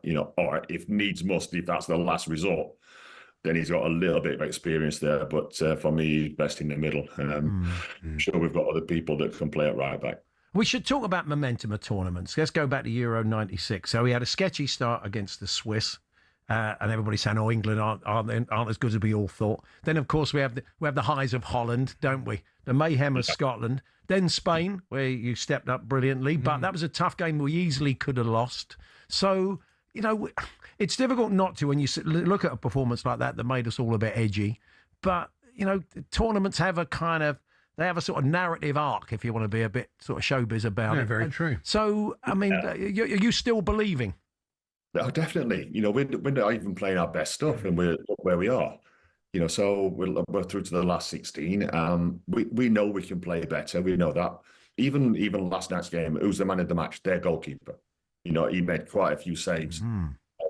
So obviously, Harry Kane, the man of the match for England because of the two fantastic goals he scored. But the momentum side of it is, you're exactly right. It builds, and as an ex-pro, and I heard you talking about ex-pros, they're all okay with the performances so far because we're winning, and that's what it's all about. It's about getting through the tie. Were you tense though last night? I mean, because a lot of the pros and a lot of the players there last night said, "No, we always knew we'd be okay." I mean, did you feel that comfortable? No, I'll be honest, I wasn't. When when it went so far at 1-0, I was thinking, because there was a moment as well. I think it was just before the first hydration break. We looked really nervous. And we were trying to pass it to each other and miscontrolling it. It was going out for throw-ins and things. And then I even noticed, like, on the commentary, they were getting, like, really nervy and tense and negative. I was thinking, like, come on, because we've still got a long time. Let's get behind the team and really support them. And then, when you've got someone in Harry Kane that can do what he can. That second goal, guys, pure class. Oh, amazing. Not just the strike. The strike was off the charts, but the two touches that he had to get himself that space. Yeah. Brilliant. How are you going to deal with the 1 a.m. kickoff? What's your plan?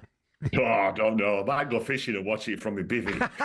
That's true. David's used to staying up. Yeah, that's true. You do a lot of night fishing, so that'll be easy for you, won't it? No, exactly. No, but I'll be watching it. There's no doubt I'll be watching it live because these games don't come around that often. You got to. Something to look forward to. Absolutely. Well, look, give our best to Bob when you see him. Tell him to stop beating himself up over that. It was 1971. He'll always tell me that he was the first goalkeeper to win the double. So there we are. That was more important. Cheers, David. Thanks ever so much. Thanks. There's David Seaman, former England Arsenal goalkeeper. Our thanks to him. You've been letting us know how you're going to deal with it. Yes, 1 a.m. perfect timing for me. I'll be coming out of Amnesia nightclub in Ibiza after a Jean-Michel Jarre concert. Says Ian from Sunderland. No, it's not. It's Ian from Sunderland. I'm cabin crew, says Jill. So I had to sleep in different time zones often. That was Jill who did Creatures of the Night. Oh, thank you. Jill did a fine job. Yeah. Nap earlier, do match, stay up, washing, ironing, chores, all done by 7:30. So that's why Jill was able to do a Creatures of the Night for us. That does seem to be a recurring theme.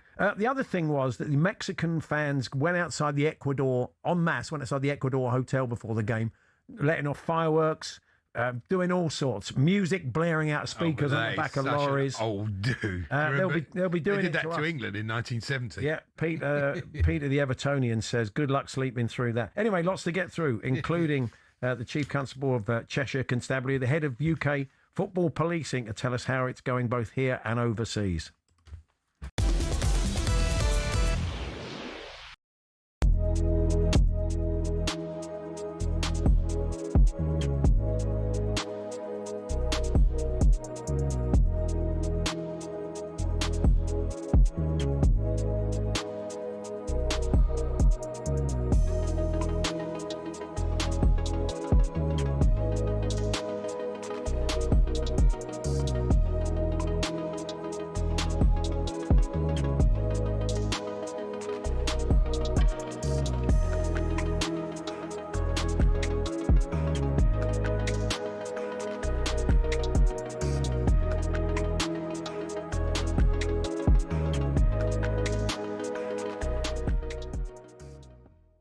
I mean, what's happened? Have the Lewis family gone down into a vault under the Tottenham Hotspur Stadium and got a pot of gold, come up the stairs, and from this point onwards, everything changes? I mean, why in 20 years could Daniel Levy not push for a change in their mindset?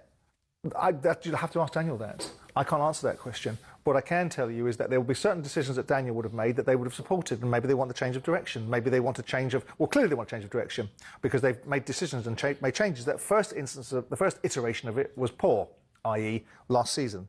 I don't know what we're making a hullabaloo about. They spend 150, 160 million pounds every season. So the fact they spent 127 so far, 137 done it early, doesn't mean they're going to continue spending like drunken sailors for the rest of the transfer window. If they go and spend another 137 million quid over the next 6 to 8 weeks before the season starts, then let's all jump on board and say what a revelation that is.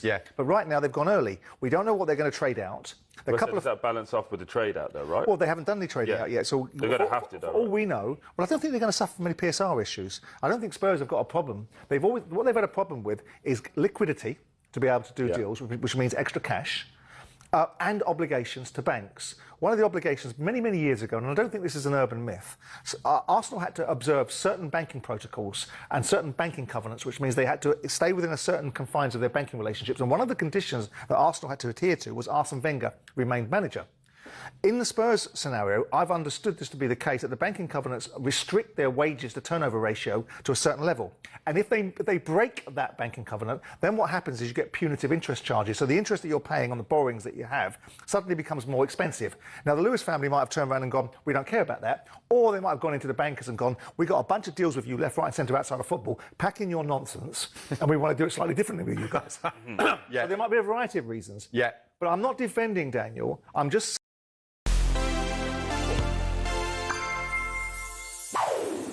Bobby Moore, leading England at the 1970 World Cup.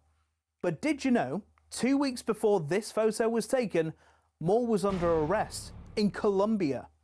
So England were doing some altitude training in South America.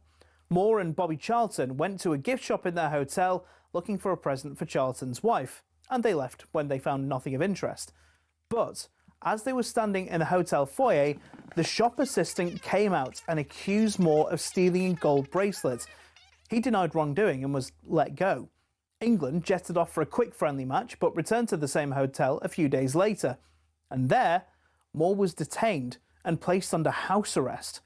Thinking he'd be without his captain for some time, Sir Alf Ramsey and the rest of the England squad left for Mexico. Back in Colombia, Moore was summoned before a judge. This is him, with the solicitors outside the court. The case saw him have to reenact the moment numerous times and face hours of questioning. By this point, the British Prime Minister Harold Wilson had got involved, and after several days, Moore was released. He got straight on a flight to Mexico City and arrived just in time for tea. The saga was...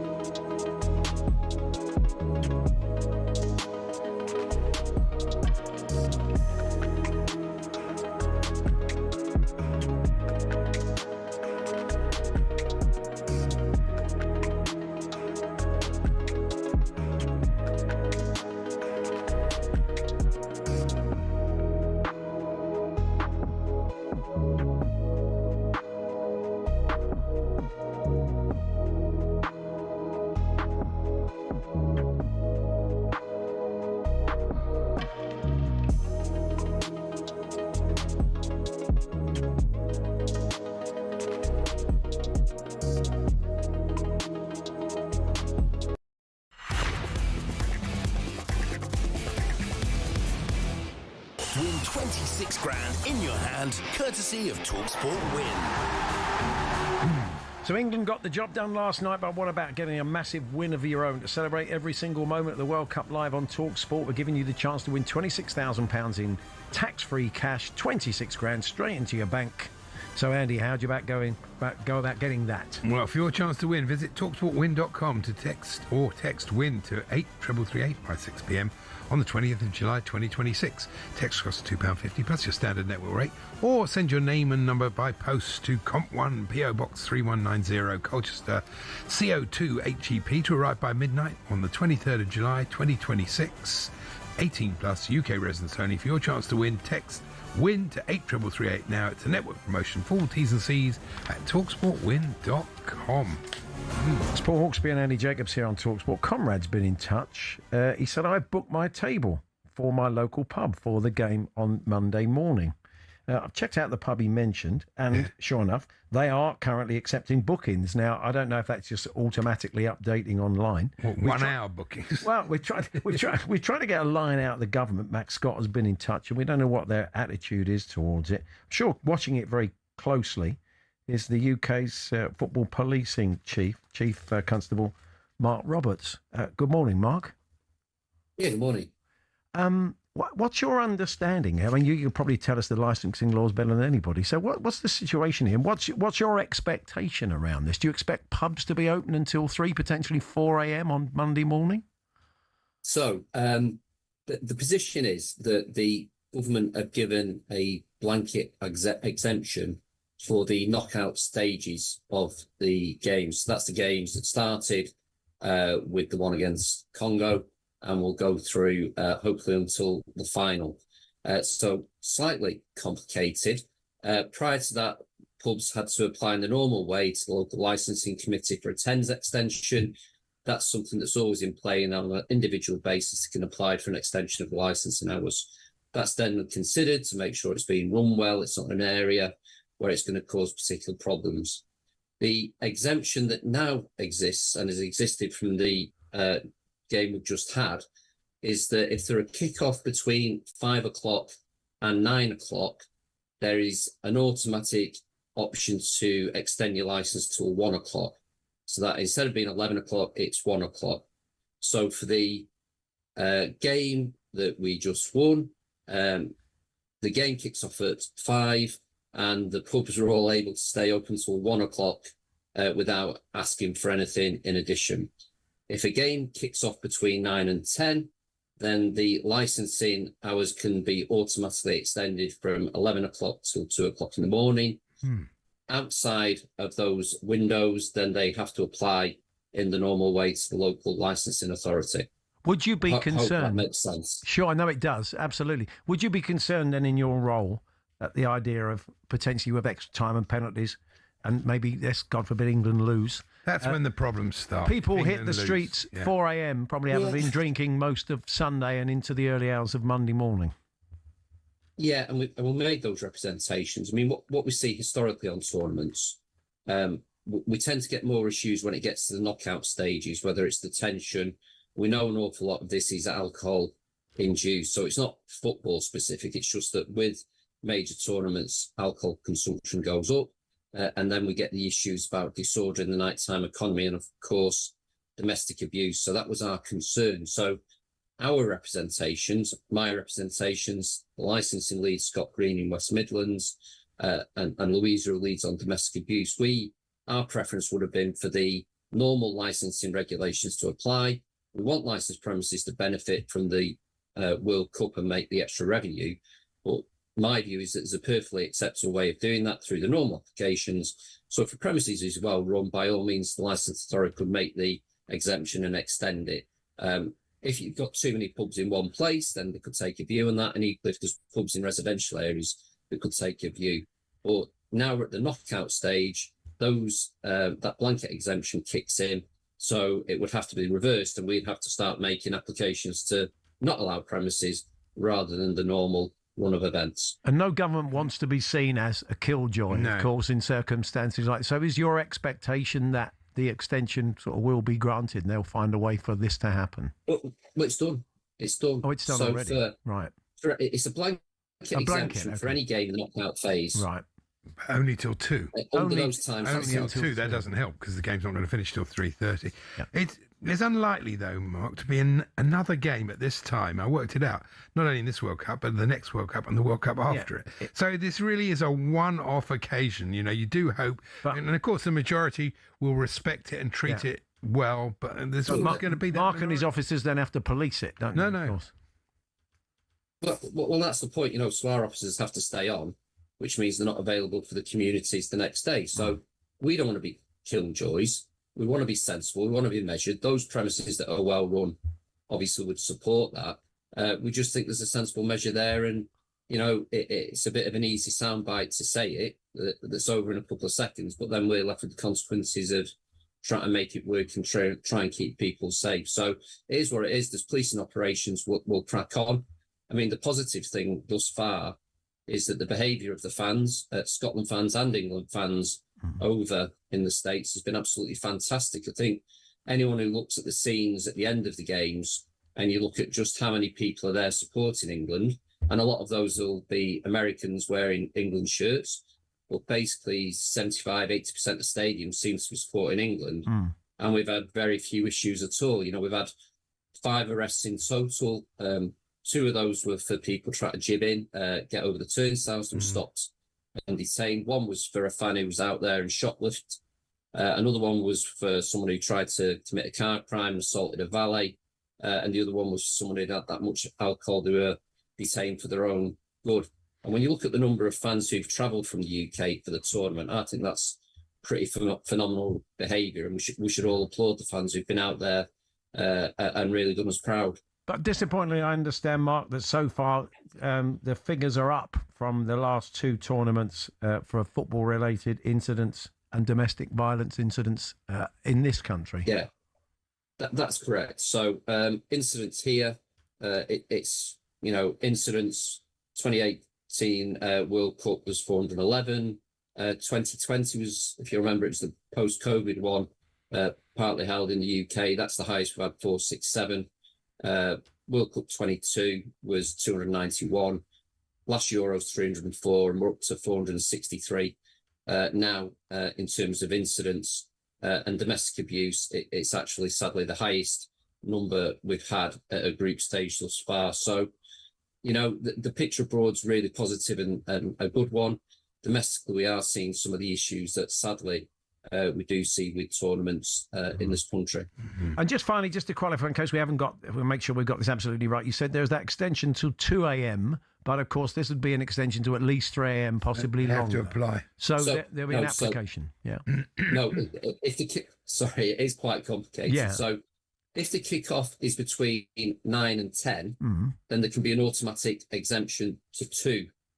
Because this one kicks off after that 10 o'clock part, then the pub will have to apply under the normal licensing system for a 10s exemption.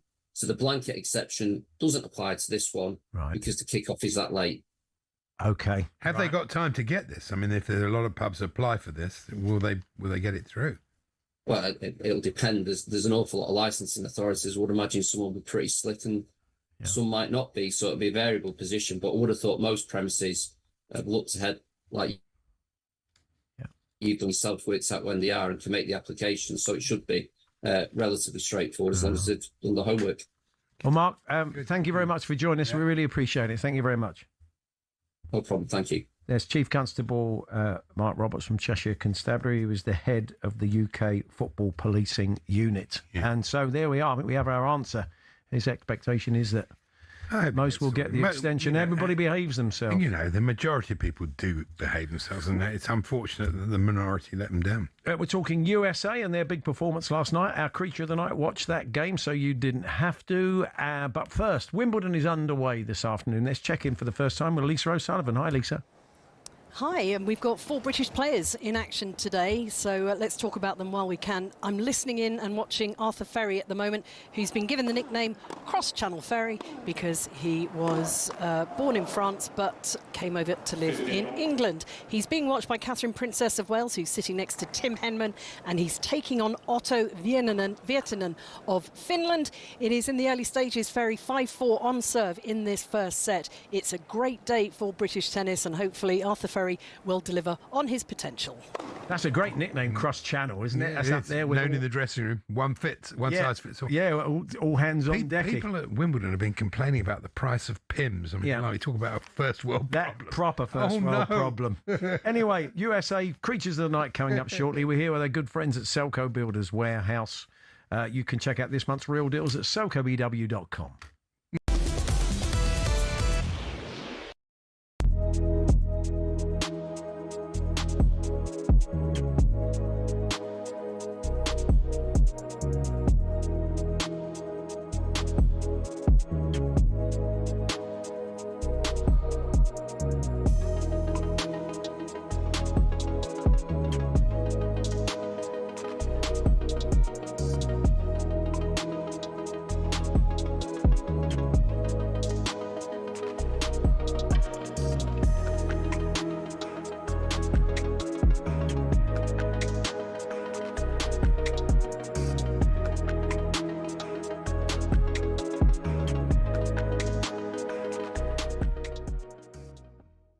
Neil, why doesn't Mbappe get the respect that he deserves? Because I was saying earlier, if R9 scored that first goal he scored last night, we'd be all going crazy about it today. It was an unbelievable goal. I don't understand. I feel like maybe his character sometimes seems to annoy people, but his quality on the pitch is just ridiculous. When you look at his first goal, the step over, the speed of the step over, and then the touch and finish, how quick is after that touch to take the shot, is just unbelievable. And Gabby, you played football and you know how hard it is. He makes it look easy, but it's absolutely not. Agreed. Neil, Mbappe's getting a lot of the headlines, and rightly so, because the amount of goals he's scoring. But Michael Olise's performances, I mean, he has probably been, I'd probably say, France's best player, probably without getting the headlines. In France, he's getting headlines. Don't worry about it. But we are very, very lucky, and I think he's the best French team in years. As far as I know, because we've got Dembele, we've got Olise, Mbappe, Bacola, we've got only world-class players. But I have to say, Michael Olise is probably our best player. Yesterday, when I watched the game, you know, everything was so easy for him. He's so effortless, and you can see like his quality. And when he's got the ball, like. Hello, I'm Matt Fordham from talkSPORT. This is How to Win the World Cup. This is the best squad I think England have ever had.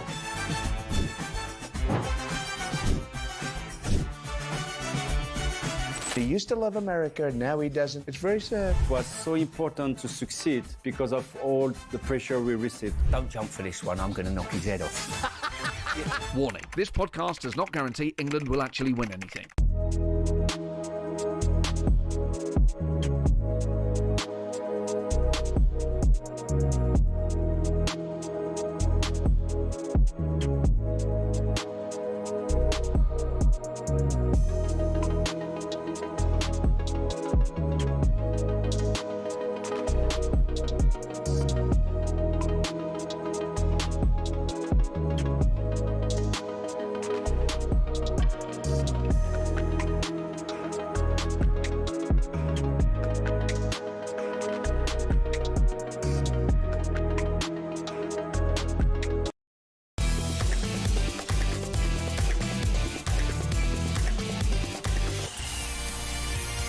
Now, after all the emotion of England and the drama of Belgium-Senegal, a lot of people would have been spent and wouldn't have been able to watch USA Bosnia-Herzegovina. Jed spent.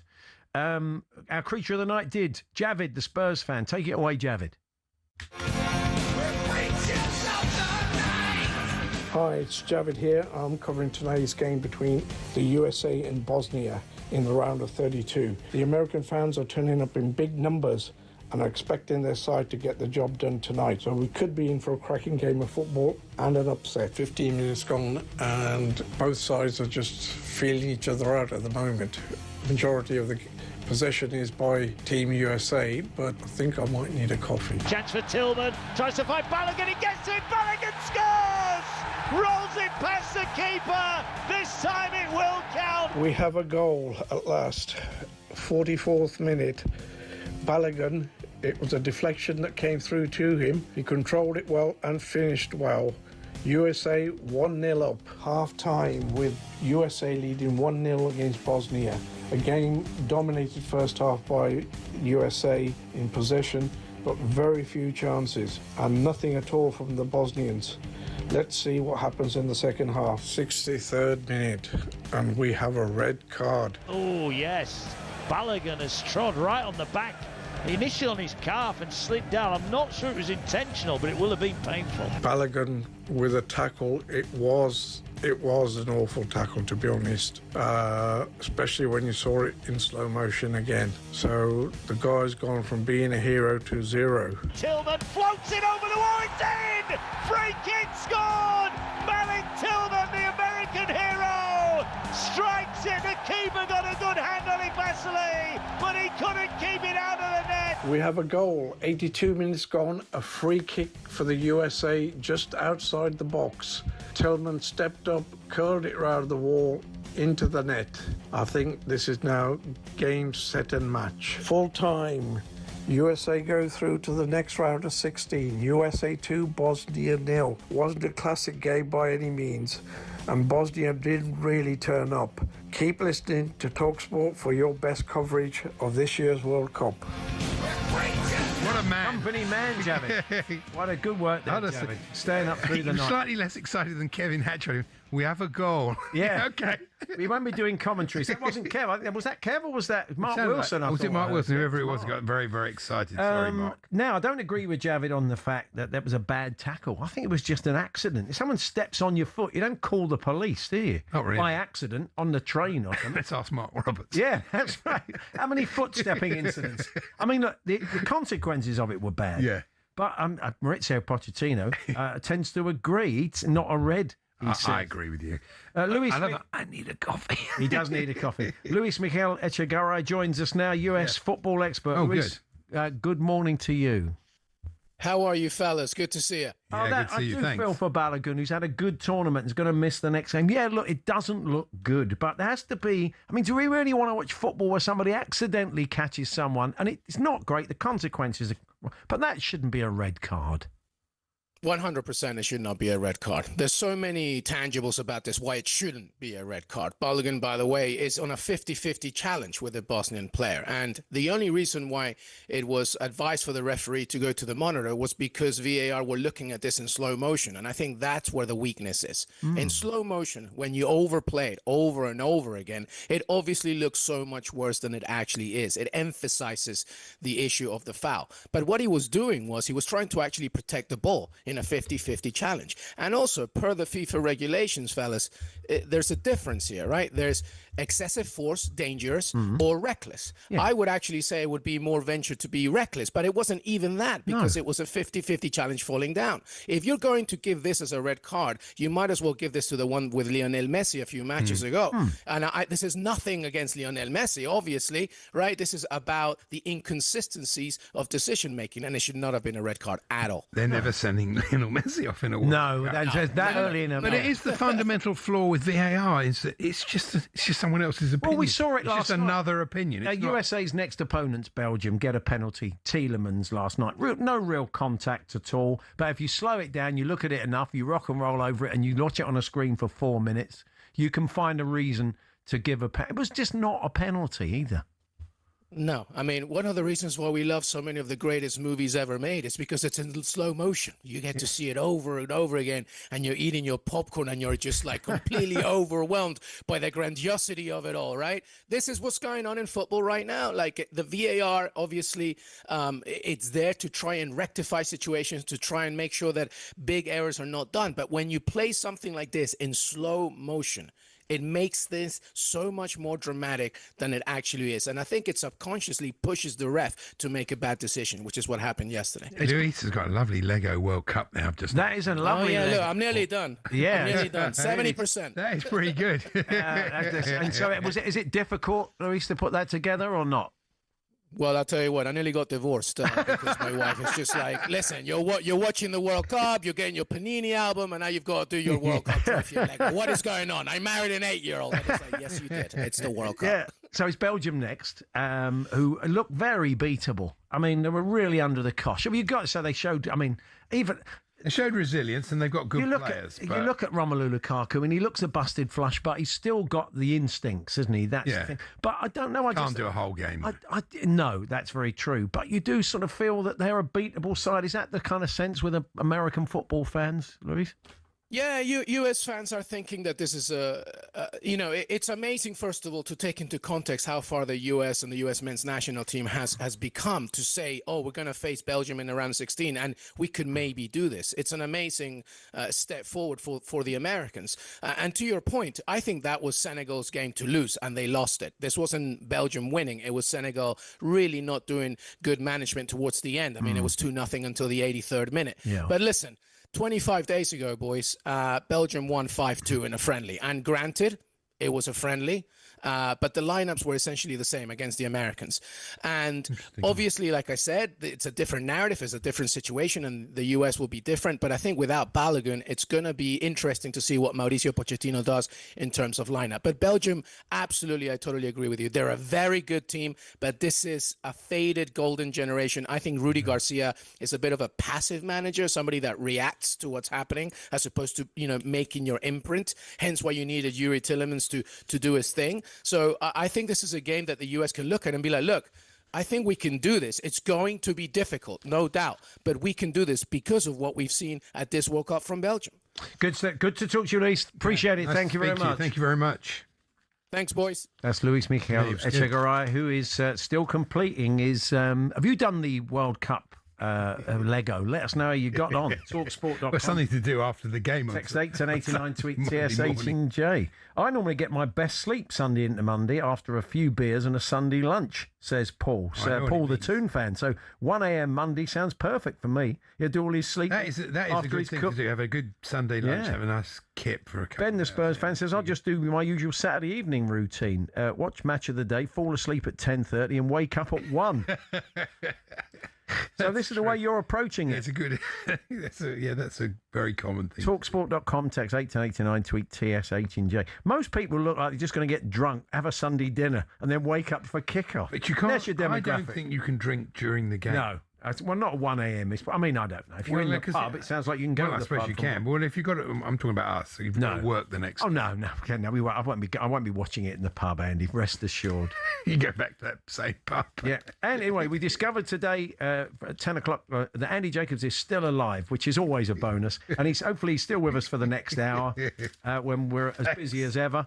And Stuart Pearce is going to join us for a chat. And we're going to find out what playing at altitude does to the human body from a sports medicine specialist. That's all to come.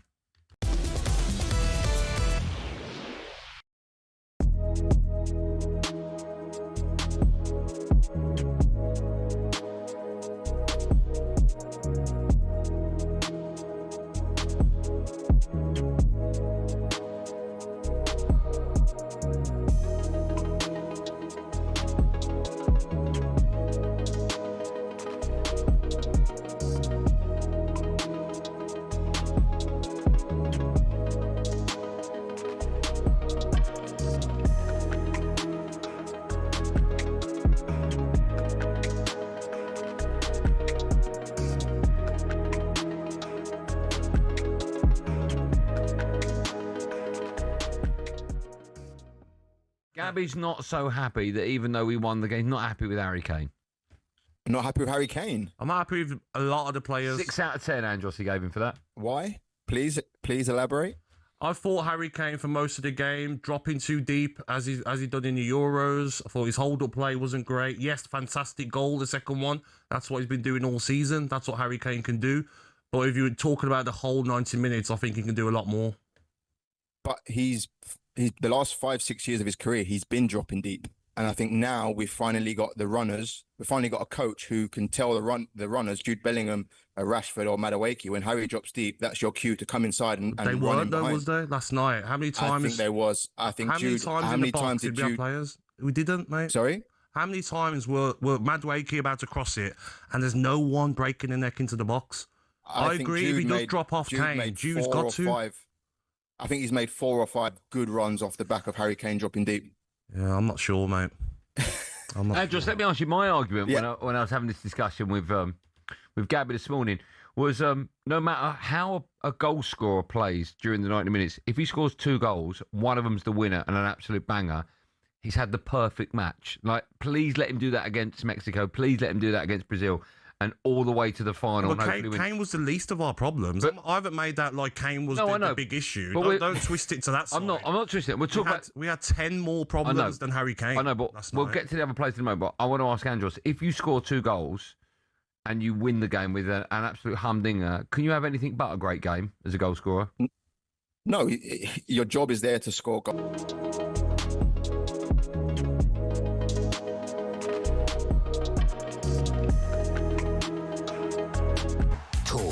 Sport. Good afternoon, I'm Toby Gillis. What's all the fuss about? Roy Hodgson's view on England this afternoon after what he calls a dominant performance against DR Congo. To say, don't underestimate this team. They're a good team. They're going to be hard to beat, but when they prove hard to beat, we turn on our own players and wonder, well, how come it was hard for you to beat them? It was 1-0 after just 7 minutes. Left winger Sipenga left in acres of space on the England right. But Kyle Walker doesn't blame Jed Spence, rather the centre-backs. Everyone is attracted to the round thing. The ball, people get attracted to. We all love it. We all want to go to the ball.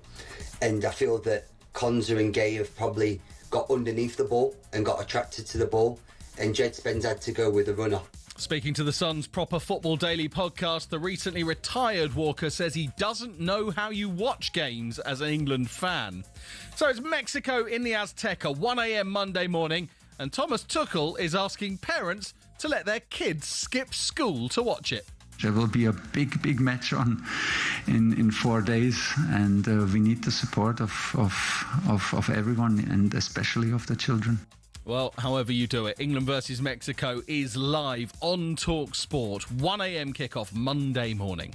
Mateus Fernandes claims Roberto De Zerbi is a big part of why he's joined Spurs. That is official now. £85 million the fee from West Ham. Hayden Hackney's an official Everton player now too. The ex-Borough man says David Moyes' record of bringing championship players through in the top flight was a huge part of his decision. And Frankie Dettori is in hospital after his car flipped over in a crash in Newmarket. He's got several broken ribs and a broken thumb. More on this at talksport.com. talkSPORT News.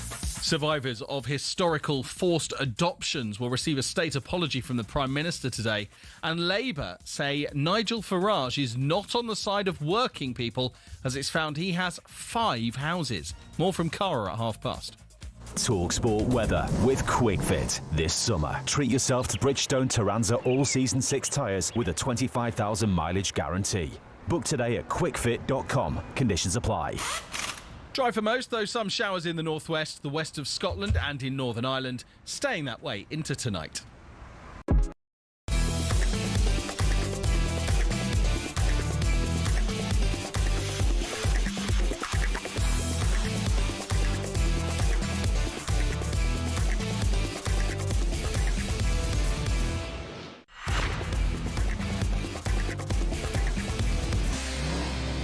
US football forecast on talkSPORT with QuickFit, a team selection that everyone would be happy with this summer. QuickFit, drive away happy every time.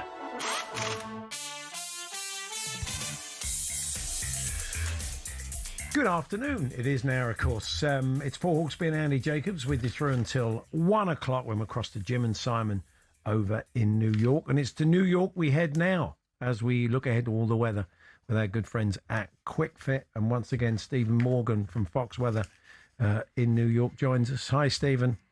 Hey, good afternoon. How are you, Paul? We're not too bad. We're obviously a little bit, we're just coming down off of the sort of tension of England's performance against DR Congo. So the burning question is, we hope it's not burning too much, is what's the weather going to be like in the Azteca for the game 1 a.m. our time, which is what, sort of 5, 6 o'clock time in Mexico City? Yeah, it's going to be a close call. I mean, we have a couple of days that the game's going to be on Sunday, and the biggest thing that we'll have to watch out for, temperatures aren't going to be a problem, but we could be dealing with some storms. We've had some increased moisture in Mexico, and with that in mind, we might be dealing with some rain in the area. Not too concerned with the rain itself, it would be the lightning. So we'll have tomorrow to look pretty closely at it as well. But as you know, if there's a lightning strike within an 8-mile radius, they'll have to postpone the game. And there will be a chance on Sunday that we could have some storms for Azteca Stadium. Wow. So we're going to be staying up until 1 a.m. to watch the game. So we get a 2-hour delay, say, because of some storms. So the game will kick up. Basically, we'll be coming to work and the game will still be on. Oh, well, that's brought us all down, Stephen. I wish I'd asked you now. That's not good news. But I was looking at an American forecast yesterday, and the heat wave forecast is quite frightening, isn't it? Stephen told us right across the middle band of America. Earlier on in the week, there's going to be some real hot spots. I know your colleague Hadi was saying sort of 100, feeling real, 110 plus degrees. I wanted to look at some of the games between now, before Sunday. Obviously, that's an important match for England and Mexico. But here's the thing. Yeah. If it wasn't hot in the United States, that ridge of high pressure that brings the big time heat, that would be parked over Mexico, and we could be talking about some dangerous temperatures. So it's do you want to wait and have breakfast before the game starts in England on Sunday, or do you want to deal with this extreme heat, which we're talking, for example, looking at the numbers, Philadelphia on Saturday, Paraguay and France are playing. That looks to be, out of the entire World Cup, perhaps the hottest game with a high of 102 degrees. That's close to 40 degrees Celsius. That's the actual air temperature for Saturday. That could be a really hot game. Wow, that's... I do worry about that. That is a dangerous level. So far, we've kind of got away with it. Yeah, we have. Well, Stephen, thank you for joining us. We will catch up with you soon. All right, congrats, y'all. Thank you very much. That's Stephen Morgan there from Fox Weather. And congratulations to America. Yeah, we should have said that, really. I feel bad now. Yeah, they are through and they take on Belgium next week. I think it's another early hours game, that one. But for now, that was talkSPORT's weather update, all thanks to QuickFit. Drive away happy every time. US football forecast on talkSPORT with QuickFit. Your car's star player you can always rely on this summer. QuickFit. Drive away happy every time. If you're wondering whether the pubs will be open in the early hours of Monday morning for that game, this anecdotal evidence coming in off the back of our chat with Mark Roberts, head of UK football policing. Rich, the Brighton fan in Nottingham, said, my daughter is at university in Cornwall. She has a part-time bar job in the town centre. She sent a message last night to say she's working 11 p.m. to 4 a.m. for that Mexico match as they have. What happens if the kickoff's delayed by 2 hours? Well, there we are. I mean, I would imagine they'll be allowed to stay open. So you can't police it anyway. People get there at 11, have a couple of pints. The game's supposed to kick off at 1. And then we suddenly hear Jim comes on, or Adrian comes on, said, there's lightning in the air, we got a 2-hour delay.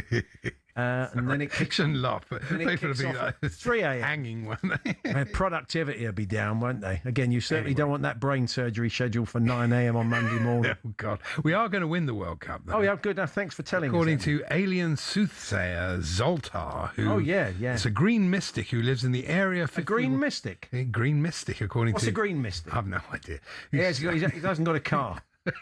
Yeah, I've no idea. All right, I see. Is he green? He can't be green. Anyway, I've no idea. Let's call him a mystic. He lives in the... Don't just take the I don't green make out this... Have a word with Jerry Out Lawton, as he's calling himself.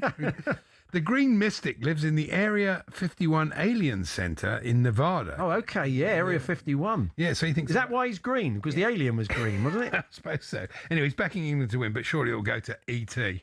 Oh, there we are. So basically all of that was for that, wasn't it? It was, yeah. Just so you could say that. Yeah. Why not? You know how I work.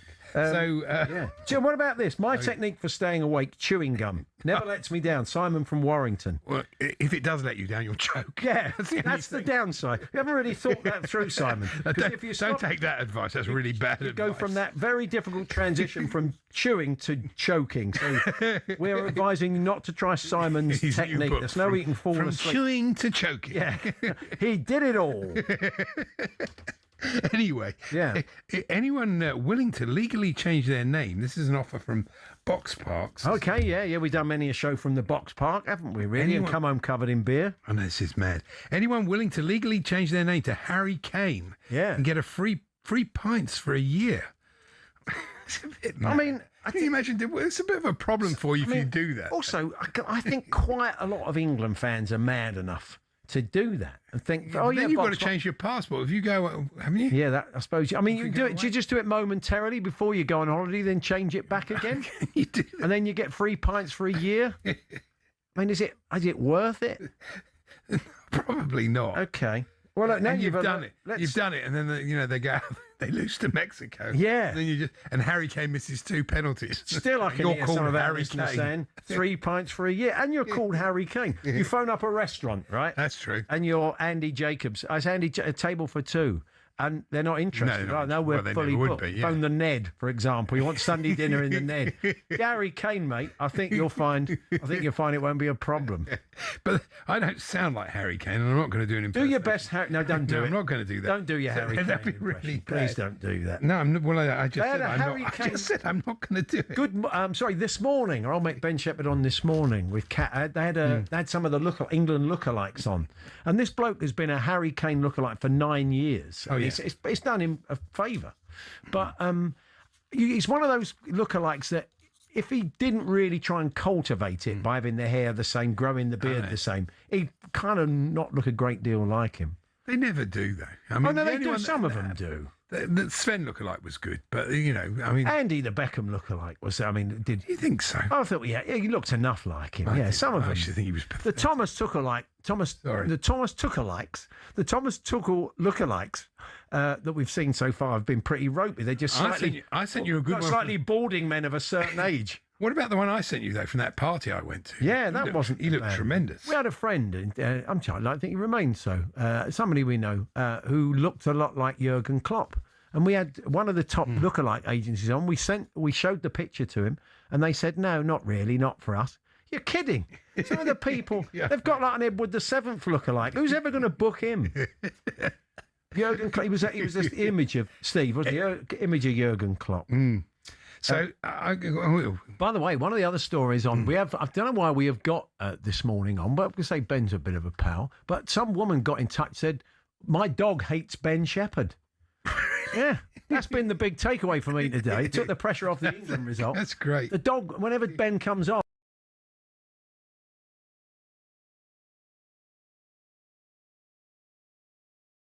Yeah. Anyway, carry on then. No, I just want to say that very sad news this morning. Paul Snedden, who was a legendary Scottish comedian. We had him on the show. He was great. He played the character. He was known for other characters, but he played a football character called Bob Doolally. Yeah. And it was the most wonderful. I used to go and see him 3-4 times every year. Not every year, but 3 or 4 years running, and he was terrific. So that's a very, very It was sad Vladimir McTavish. Vladimir McTavish was his main character. A very, very funny man. Yeah. And that was a brilliantly observed football character. So. Yeah.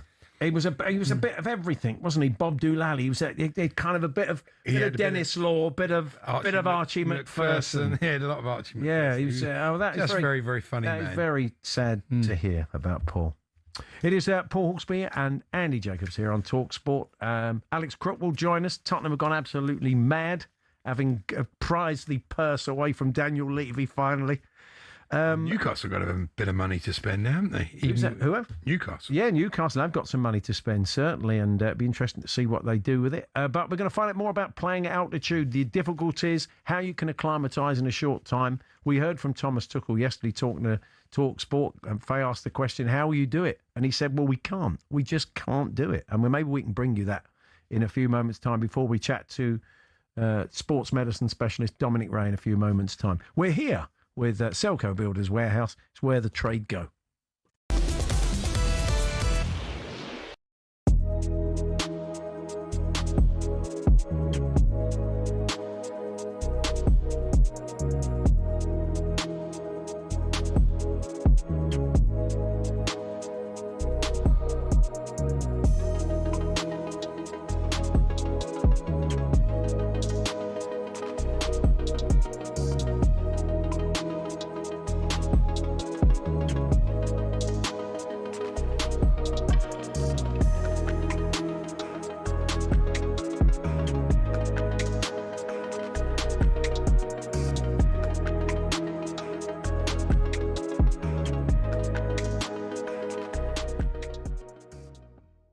Harry Kane, I'm going to give him a 6. What? Fantastic second goal, but his overall performance, for me, not good enough. He scored 2 goals. I don't care, mate. Okay, all right. I don't care. I don't see what more you want from a striker. I played the position, mate. As a striker... You've scored 2 goals in a World Cup knockout game? What you want more as a striker is you need to be involved in the game. How many times were we saying last night, watching a game, get in the box, get in the box. Let me ask you this now. When we play Mexico, right, if you had the option to take exactly the same Harry Kane performance with 2 goals or not and start from the beginning, what are you taking? Yeah, of course you're taking the goals, but when you play better teams, you're not going to maybe score them chances. No offence to Congo. Yeah, but he did. But yeah, no. Of course he did. But is he going to do that against the top defences? He's not. I know, but I'm just saying. Okay, then. Here's one for you then. Yeah. Say if we get to the semi-finals, okay, and we're playing Argentina, or the final against France. Yeah. And he's not getting those chances. Do you still, no problem with him playing centre field? You're marking him on the performance that he did get them. I'm asking you a question. You're talking about different games. I'm asking you a question. Against Argentina, say we get to the semi-finals, the final against France, do you want Harry Kane being more involved in the game? Do you want him holding the ball up? If he scores 2 again, no. What if he doesn't score 2? Well then, yeah, but he did. Okay, yeah. But he did. But you're marking him on a performance where he did score 2. Exactly, but the whole performance isn't just about, you scored a great goal. What was your performance like for the whole game? Simple. Okay. If you had that game, yes, and scored those 2 goals, would you feel a little bit down about your performance? I would do, yeah. I'd be like, could I have done a lot more? Could I have done more for my team? If you score 2 goals and the second one's like that as the win, I don't think you can feel down. That's my opinion, mate. Okay, all right. Yeah. Sorry, mate. That's all right. I'm just being honest.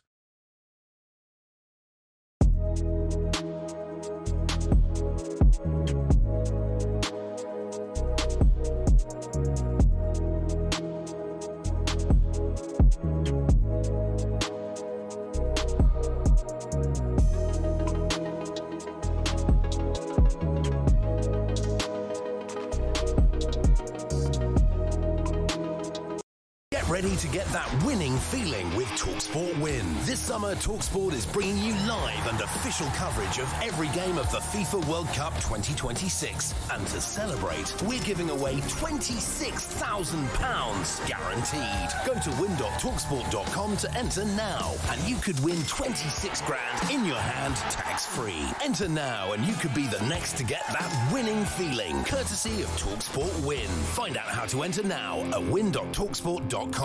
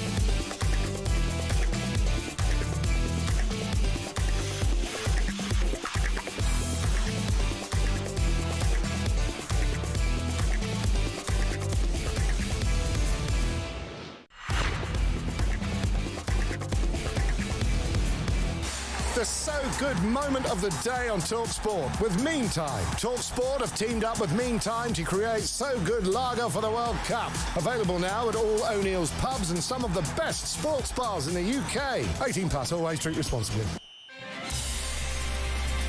Time once again to look at today's So Good moment of the day with Meantime, and we couldn't see beyond this. Another ball through the penalty area. England have got lucky. Whistles hit the post, and he should be too. Yeah, it's a bit tight on Johan Visser. Apologies. I doubt if he's listening. I hope they don't sell So Good Lager in DR Congo. Yeah, the bottom would have fallen out of the market. Let's have some O'Neills there. Well, get around.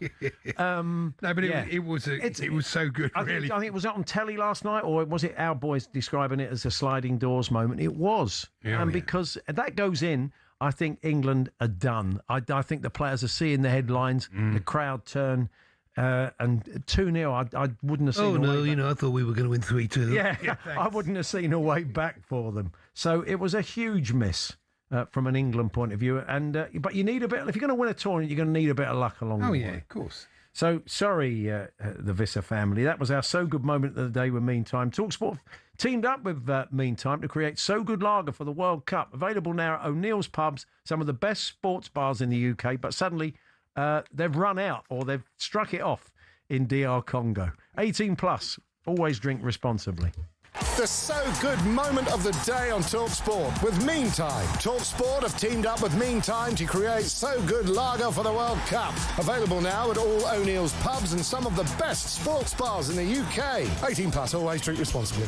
So on to Mexico City in the iconic Azteca, Sunday evening their time, and Thomas Tuchel in the press conference after that DR Congo game was asked whether they were ready to play at altitude. Not yet, guys. I'm just coming from this match and try to enjoy. But it is maybe one of the most beautiful fixtures, most exciting fixtures that you can have. You play against Mexico in the Azteca, and there will be a lot of obstacles waiting for us. Not to mention, like, the altitude will be, of course, a big disadvantage because we cannot physically adapt to it in 4 days. It's just impossible. So, and more obstacles will maybe come. So, but we are ready for that. We need it. Maybe we have the ideal platform now to genuinely believe that we are ready for that, and when the going gets tough, that we will find the answers. Bit of kidology going there, because we've heard, haven't we, already, that they have been training in altitude tents, so they knew it was always a likelihood. So I would imagine. Yeah, well, let's find out. They've done no training for this. I mean, in 1986, we're going to have Alvin Martin with us tomorrow as part of that story. In 1986, they went to Colorado for a few days because obviously there was fewer games and fewer teams, sure. And they acclimatised. I'm not sure tents are going to do it. Let's find out from sports medical specialist Dominic Ray. Hi, Dominic. Afternoon, guys. So, I mean, yeah, this is going to, apart from playing Mexico in their own backyard with a sort of rabid crowd, we've got the altitude to deal with and a very short amount of time to adjust. So what are some of the issues then, Dominic? Yeah, you sometimes wonder, don't you, whether, this is all a bit of a narrative and how much of an effect it's going to play. But I think you only have to look at Mexico's record to see that it probably does have an effect. They're obviously strong at home, and the record suggests that teams find it difficult going there.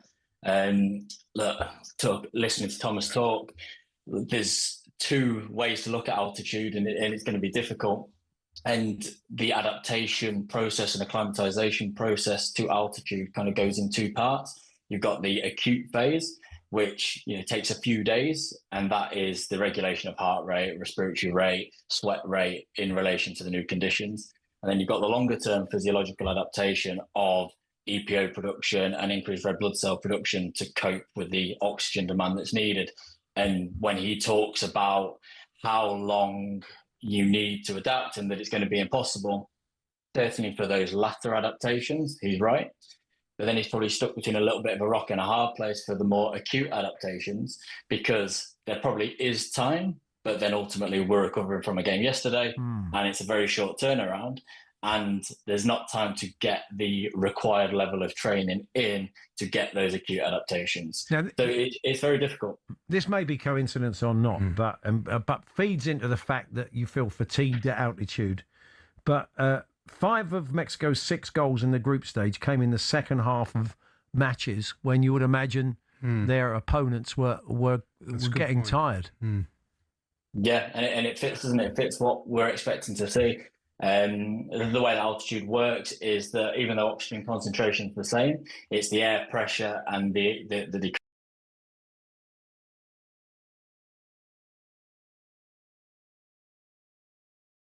We've lost Dominic. It becomes clearer and clearer. We just have to score the first goal for so many reasons. Your point was a really good one, Andy, that we would take the air out of the crowd's tyres, wouldn't it? And I don't know if you've noticed in some of the games, when there's passages of play with Mexico, and there may be the other team, every team who's on the ball gets whistled and booed. But even when Mexico, they feel the intensity is not there, they get on their backs. Oh, yeah, they will. Quite quickly. They fully expect them to be on the ball and creating chances all the time. But if they score first, chasing a game in those conditions against that team, going to be it's not impossible, of course, it isn't, but very hard. It's going to be a whole lot Here's harder. a bit of fact for you before we get him back. Yeah. World Cup is proving to be no sweat for Mexico players as they perspire less than any other team.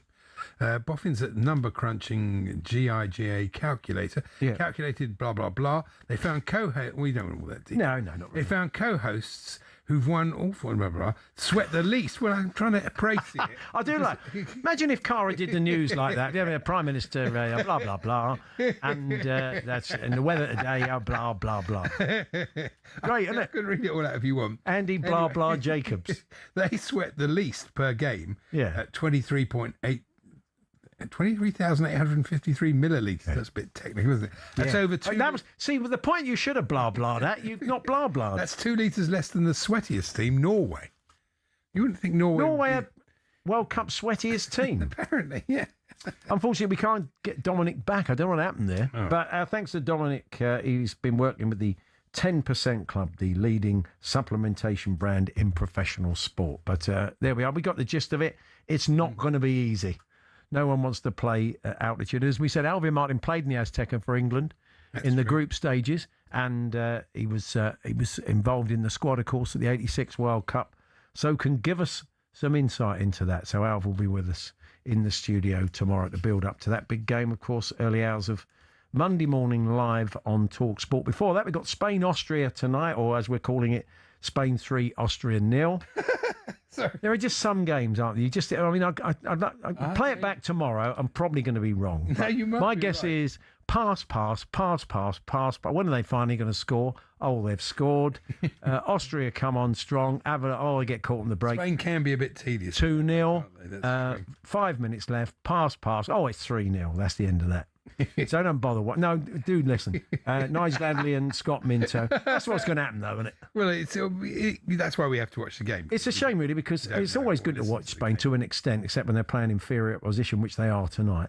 But then Portugal-Croatia is like, I'm not going to make that one. That might be quite a good game. I know, which is why it's a bit annoying. Come on, Croatia. It's halfway into the... And then you've got Switzerland-Algeria. So what, Ronaldo? No, you're all right. But we got it. Mike Stewart and Perry Groves are your commentary team, and that'll be our Creatures of the Night assignment, I would think. Yeah. But they're the 3 games for you live on talkSPORT overnight. Anyway, still to come. Alex Crook joins us, and we're going to talk transfers. A couple of deals have been done today. Some ins and outs at Spurs. Ollie Glasner in at Forest. I was listening to Adrian. He was explaining yesterday just how cold the process of getting rid of Pereira was by Marinakis. Blimey, it was cold. Anyway, Alex will tell us more about that, and Stuart Pearce will join us for a chat before we head to New York for Jim and Simon at 1.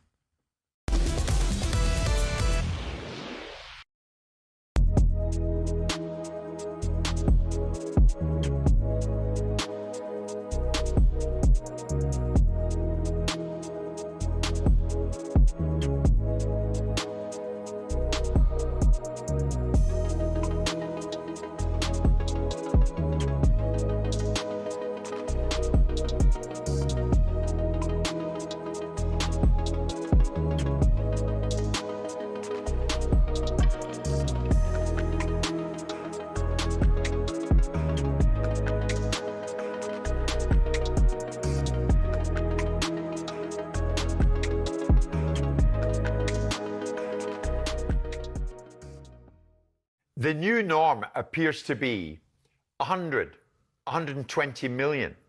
Will the market reset at some stage? Who cares? I mean, this is the nature of the business. It's a circular industry that spends its money in a certain way. Who cares? What the big concern for me is about the wages that go with it, because transfer fees are capitalisable. They go back around in a circle. You sell a player, you buy a player, the market moves around, money moves around between football clubs, it stays in the industry. The only horrible, unappetising thing is it goes in the pocket of grasping little flea bag agents. And that's the part of the industry that needs to regulate itself better, because that's money going out of the industry. But money going around in a circle between football clubs, who cares about the quantum of it?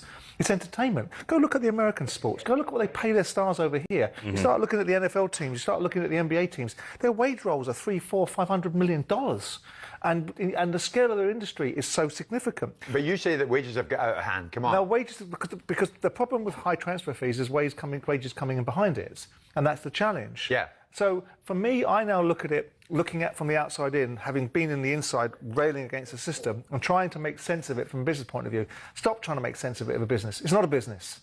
Football is not a business. I always say it's a business and try and run it like a business. It's not a business. It's a sport.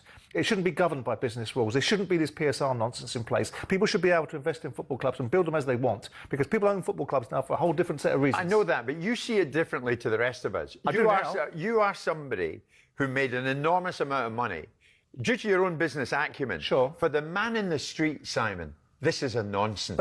But the reasons why it's a nonsense. For the fellow who can hardly afford his season ticket. But this is the reasons why it becomes a nonsense, because, or not so much a nonsense, but it becomes challenging for the man in the street because it has a drag and tag effect. The cost implications of effectively the PSR governance means that ticket pricing and things of that nature become so much more prevalent because people are trying to fold their business down into a mechanism that actually makes commercial sense to the governance, which makes no sense whatsoever. What is it fixing? What did it fix?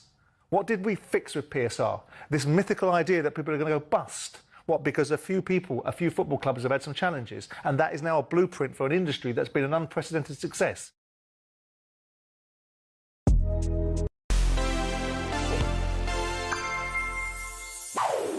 One of the beautiful things about the World Cup is when someone just takes the tournament by storm. Some obvious names pop up, like James Rodriguez. Back in the 90s, there was Salvatore Schillaci. 6 of his 7 career goals for Italy came with Italia 90 as he carried the Azzurri to a 4th-place finish at home. That was the tournament we saw a 38-year-old Roger Miller go from Cameroonian squad player to dancing by the corner flag. And of course, in 98, Michael Owen, who the rest of the world hadn't really heard of before he made some Argentinian greats look like school children. And thinking about Liverpool, they probably wish the 2002 World Cup never happened, because they signed this guy off the back of his performances in Japan and South Korea. They could have had him instead, and Steven Gerrard's still crying.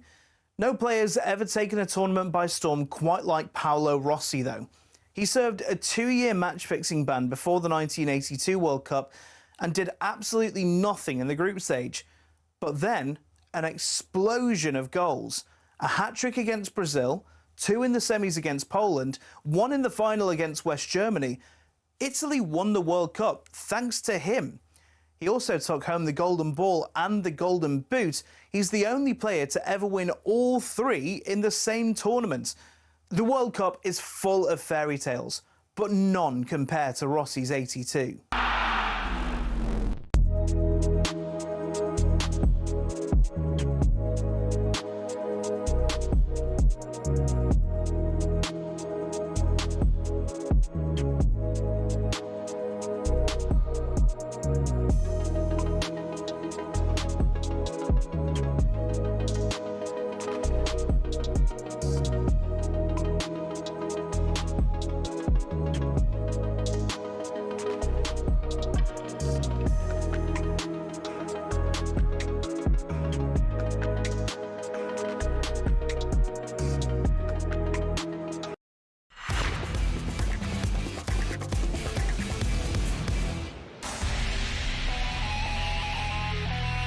Before we head to the States, let's check in with Lisa O'Sullivan watching Wimbledon. Have we got our one remaining Brit playing today, Lisa?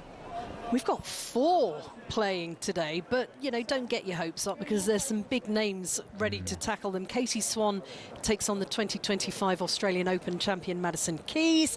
Jan Troicki's taking on France's Tiafoe.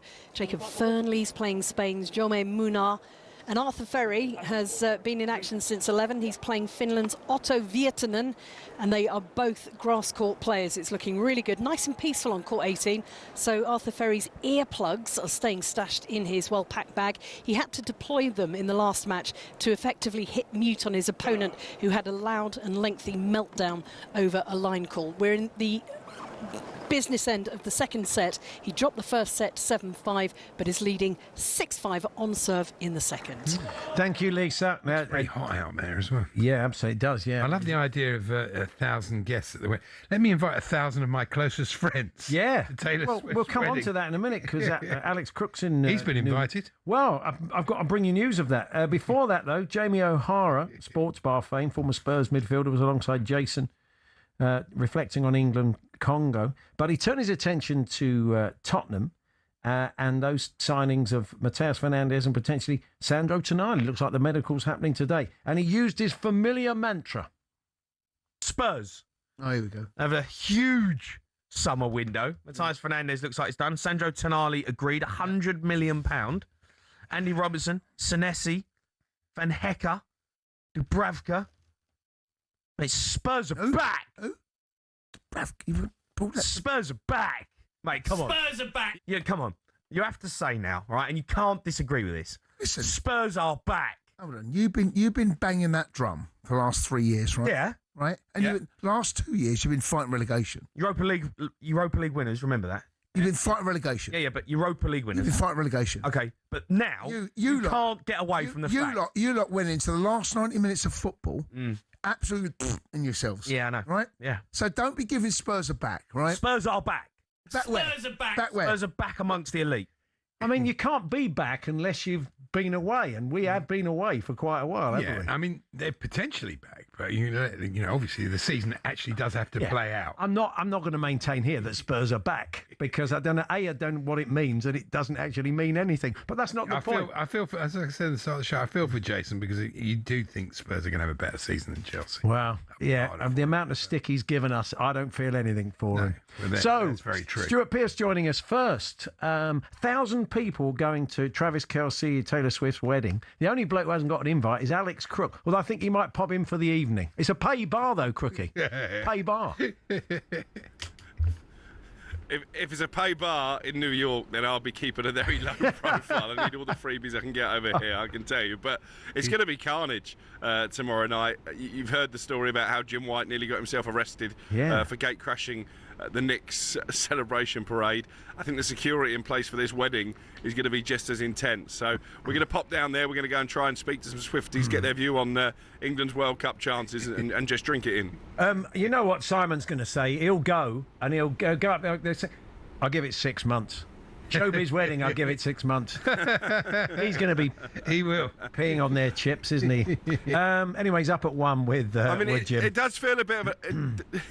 It does feel a bit overkill, doesn't it? I mean, it's a massive weekend here anyway. 4th of July celebrations, 250 years, and you've got two massive celebrities plonking themselves right in the heart of it and shutting roads. Obviously, there's going to be extra people coming into New York this weekend as well. It does seem a bit selfish from Taylor Swift. So, are Spurs back, I suppose, is the question. We won't know until the end of the season, but certainly they're doing their best to get themselves back. I mean, Tonali looks like the medical's happening today.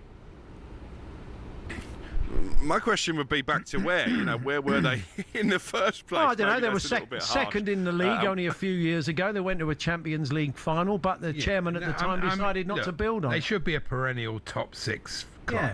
And that's when we say back. Levy was asleep at the wheel with a manager and a set of players that he couldn't have dreamed of. He lucked out with a kind of organically built team. And he didn't build on it, and he let the fans and the club if they still had Harry Kane, though, then you would be looking at them for. So I'd say back fighting for the title, which they did for a couple of seasons. Oh, they're not going to fight for the title. No, not this year. No, not this year. But that's what constitutes back. It's not like they've been 17th every year for 10 years, Crookie. This is Paul from North London, standing the team's corner. Well done. You make a good fight. They're going to be more competitive, aren't they? And they're having a go, that is for sure. I do wonder what Ange Postecoglou would make of all this, because when he did that sit-down interview with Gary Neville, he was clearly frustrated that his list of transfer targets weren't really taken seriously. They had to invest in younger players instead. But you say Mateus Fernandes over the line this morning, £85 million guaranteed for West Ham. Good money for a relegated club. And Sandro Tonali, a club record £100 million fee agreed with Newcastle. That on the back of Robertson and Senesi as well coming out through the door, John-Paul Van Hecke. So it's going to be basically a new Tottenham team, isn't it? I think they're looking for a forward. Junior Krupi is a name that I've woken up to this morning at Bournemouth. I think that'll be a difficult deal to do, but wouldn't necessarily rule it out if the money is right. So yeah, they're going to be back up there, and I thought that would be the case anyway, because Roberto De Zerbi is a great manager. He proved that with what he achieved at Brighton. Obviously, when he took the job, not only did he get himself a huge salary, he got himself a lot of control in terms of what would happen with recruitment. He's basically the de facto sporting director as well, which is unusual, and certainly a changing of the guard from the way the Spurs used to operate, as you say, under Daniel Levy. The one thing about Daniel Levy is that he has given Tottenham, the way he operated, has given Tottenham the financial headroom to go and spend the money. And a lot of clubs are looking at Spurs and how are they able to spend this money, simply because they haven't spent it in the past, and they generate a fair bit of cash, not all of it from football. Yeah, the business model is there to be admired. The stadium is fantastic, and it's a revenue maker as well. And obviously Roberto De Zerbi and the new board at Spurs are now reaping the benefits of what Daniel Levy did. I don't think Daniel Levy was the best chairman in the world, but I don't think he was the worst. No. He did some good things, and this is one of them. Interesting what happens with Romero's probably going, but what happens to Van der Ven? That'd be an interesting. I think Van der Ven, I think the fact Van Hecke's come in, I don't think Van der Ven's going next season. I don't know what you think, Crookie. No, I agree. I did a story sort of 3 or 4 months ago now suggesting that Spurs would want north of £100 million for Van der Ven. I'm not sure anyone's going to come in and pay that, and as you say, he's got that relationship with Van Hecke from the Dutch team, so it would make sense for those two to be the starting centre-back. Senesi is going to have something to say about that. You wonder if they might even line up with a back three for the start of the season. Yeah, that's quite possible. Vuskovic could be off, the Croatian, the young player, and I know a lot of Tottenham fans are sad to see that. We wanted to see him play, but he counts as homegrown. He's pure profit in the sort of financial regs terms. He's almost playing for Tonali when you look at the financial headroom. So you can understand why they're doing the deal. And a 20% sell-on is quite rare, isn't it? Yeah, not so rare with young players, because I think you're right. It's with some reluctance that Spurs are letting him go. £46 million for a guy who's not proven himself in the Premier League. It's decent money. I think he'll play for Croatia here against Portugal in one of those games you were previewing before the break later tonight. If Croatia progress, he'll undergo a medical, I'm told, here stateside. If they go out, then he'll do it when he gets back to the UK. But a decent piece of business for Brighton, and a very Tony Bloom type signing. Yeah, they wouldn't sign him unless they thought he was really. No, I think he's going to have. He is going to have a great career. He's still very young. Now, I was listening to Adrian and the guys after the match last night, and he was explaining the way that they let Vitor Pereira go. Mr. Marinakis, he was sent an email with a couple of seconds to a deadline, which meant that they could just sort of break his contract, which is what they. I mean, it seems a very cold way to see off a guy that did a pretty good job for you, really. Yeah, I think it was 2 minutes. That agreement to part ways by mutual consent expired at midnight. I think the email landed at 11:58, and speaking of people close to Vitor Pereira, he was actually having conversations with Forest that very day about their pre-season preparation. You can only assume that Oliver Glasner only gave the green light to take over at Forest very late on. That's why it was all done so brutally and so quickly. I'm not massively shocked. When he came in, I always felt like Pereira was a stopgap solution. I thought the job was being ready-made for Marco Silva, but obviously he's ended up at Benfica. I don't. That's 100. It nearly blew away. If that blows off in the wind, that's $100. The thing is, if it fell onto the floor, you're on a rooftop, and if that went onto the floor, you could safely go downstairs and still pick it up. I think, Crookie. Well, we're on the 12th floor, and also, you'd see my bed hair. I've literally crawled out of bed to speak to you guys, 7:30 local time. I don't want to inflict that on you in the morning, so it doubles up. But yeah, I thought Marco Silva would go in there, but obviously he's gone to Benfica. Yeah. Fascinating to see how Glasner gets on. fascinating to see the reaction from Crystal Palace fans Yeah. to their FA Cup and Conference League winning manager joining what had become a rival. Because obviously it was Forest who nicked their place in the Europa League. There was a lot of anti-Marinakis chanting at Selhurst Park last season. Not sure this is going to go down particularly well in that part of South London. When I look at Marinakis, I get the Watford and Pozzo vibes. I just think this bloke is calm. I can't see them. I know they've had some success, but the way he runs that club, I'm not sure. Well, if you get the job, long-term. if you get the manager's job at Forest, you're renting, you're not buying, are you? Yeah. Going to rent live in a hotel. Yeah. I think very good point. I think this is 4 managers now since September, since they parted company with Nuno Espirito Santo. So yeah, at Nottingham Forest you're there for a good time, not a long time. But all I would say, because some Palace fans are saying, well, it's a sideways step. I think Marinakis, what you can't argue is that he backs his managers financially. They're more ambitious in the transfer market than Crystal Palace. Look how hard a bargain they drove to keep Morgan Gibbs-White last summer. Look at the money they've got in for Elliot Anderson this summer. 120 million to spend on him. I do understand it. Yeah. I do understand it, but I'm not sure when he decided to step down, announced it mid-season, that this was the job that Oliver Glasner had in mind. I think he felt like he was destined for something a lot bigger. Brilliant. There we got to go, Andy. Okay. That's Alex Crook on that rooftop with his cowboy hat on. We thank Alex, as always, looking at some of the transfer stories of the day. Carl Walker's on the Boys on Drive at 4 o'clock today. Wayne Rooney said maybe they should have taken him to the World Cup. I think he's quite flattered by that. But anyway, you'll hear from Carl a little bit later on. We're here from Stuart Pearce, your co-commentator with Jim Proudfoot on the game last night. In a few moments' time, we're here with our good friends at Selco Builders Warehouse. This month's real deals are available at selcobw.com.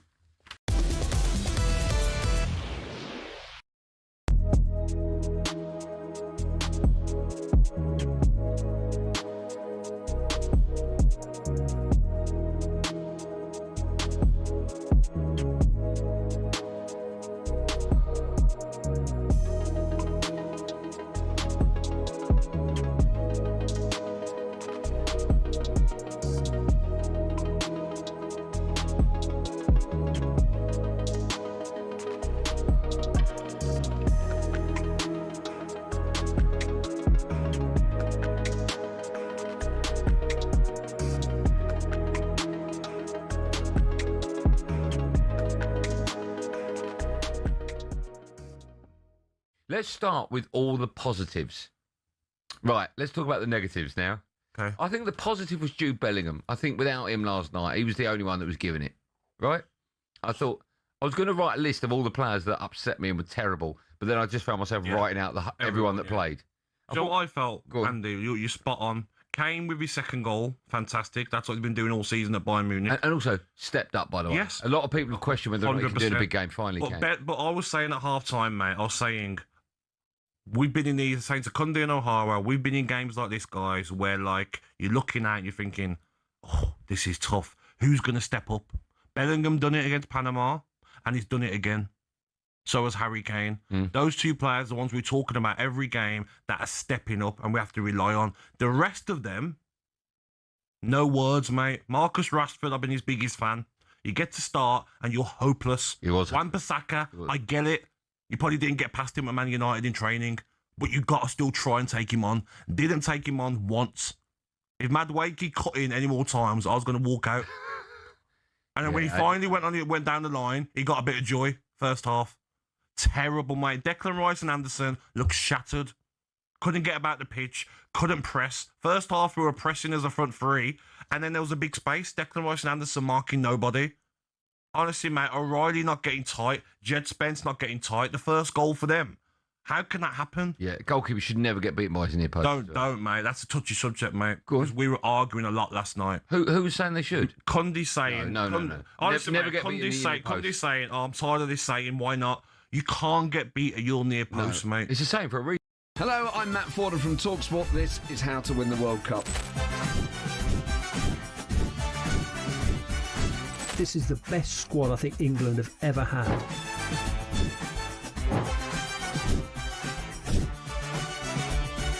He used to love America, now he doesn't. It's very sad. It was so important to succeed because of all the pressure we received. Don't jump for this one, I'm going to knock his head off. Warning, this podcast does not guarantee England will actually win anything.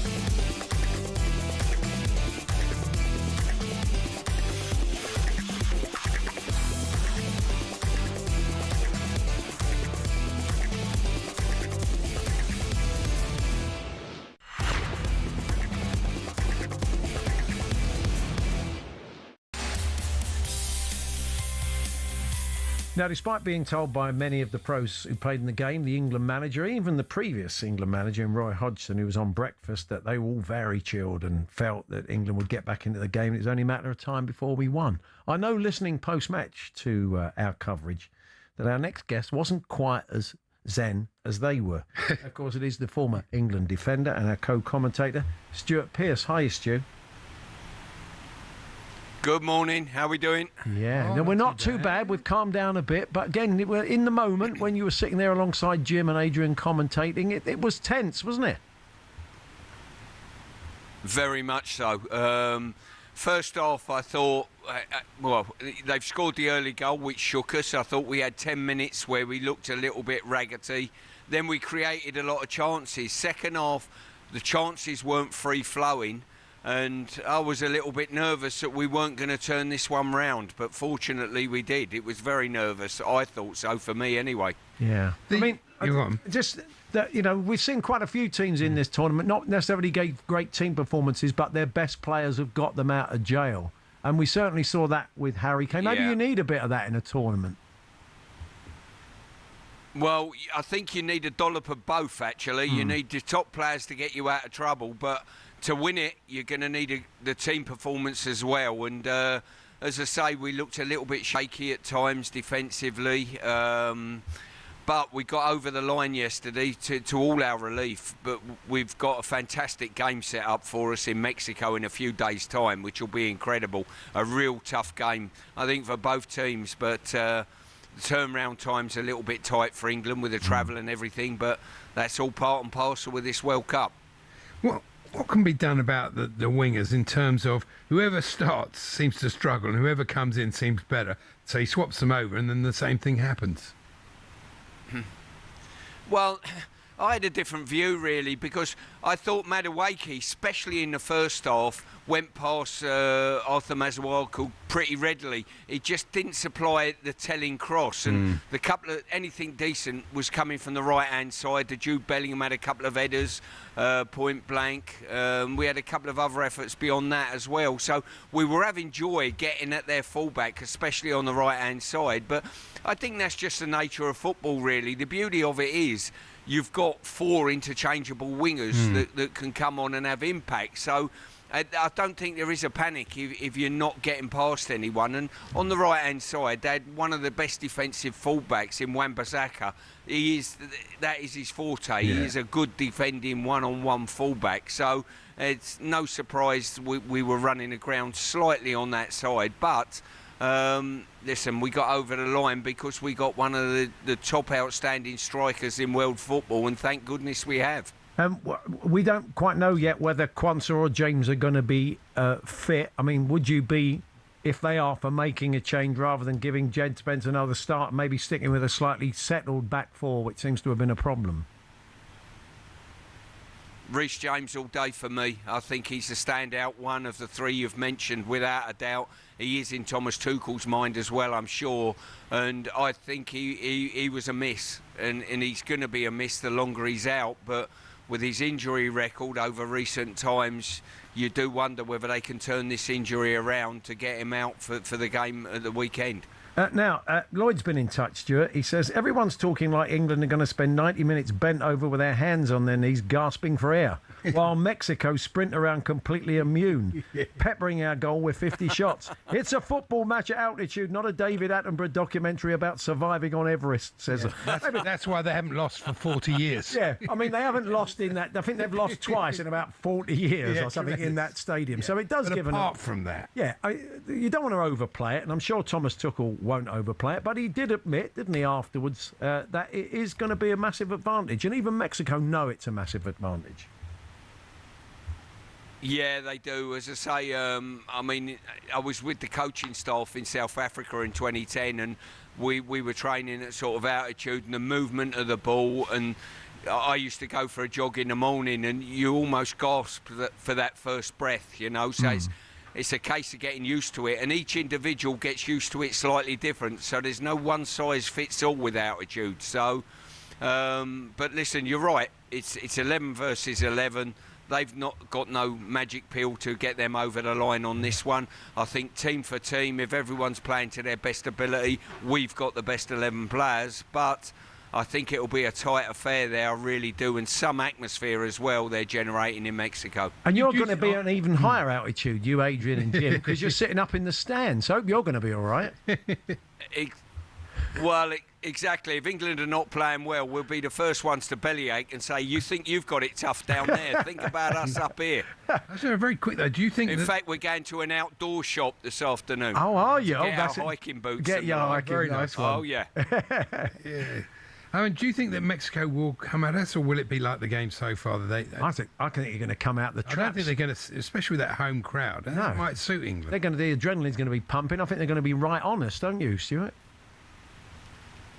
I think they'll attempt to, put it that way. I think it's just how much we can dominate the ball to take the sting out of them early on in the game. But I think if I was them, I would want to utilise the crowd as best as possible, come out and try and put us on the back foot. But I think we've been around tournament football, the multitude of our players, long enough to know and experienced enough to know exactly what's coming and how to deal with that. And just final one on your old club, Forest, Stuart. Mr. Marinakis has made another change, brought in Glasner for Pereira. He is a law unto himself. I suppose we're just going to have to get used to it, aren't we?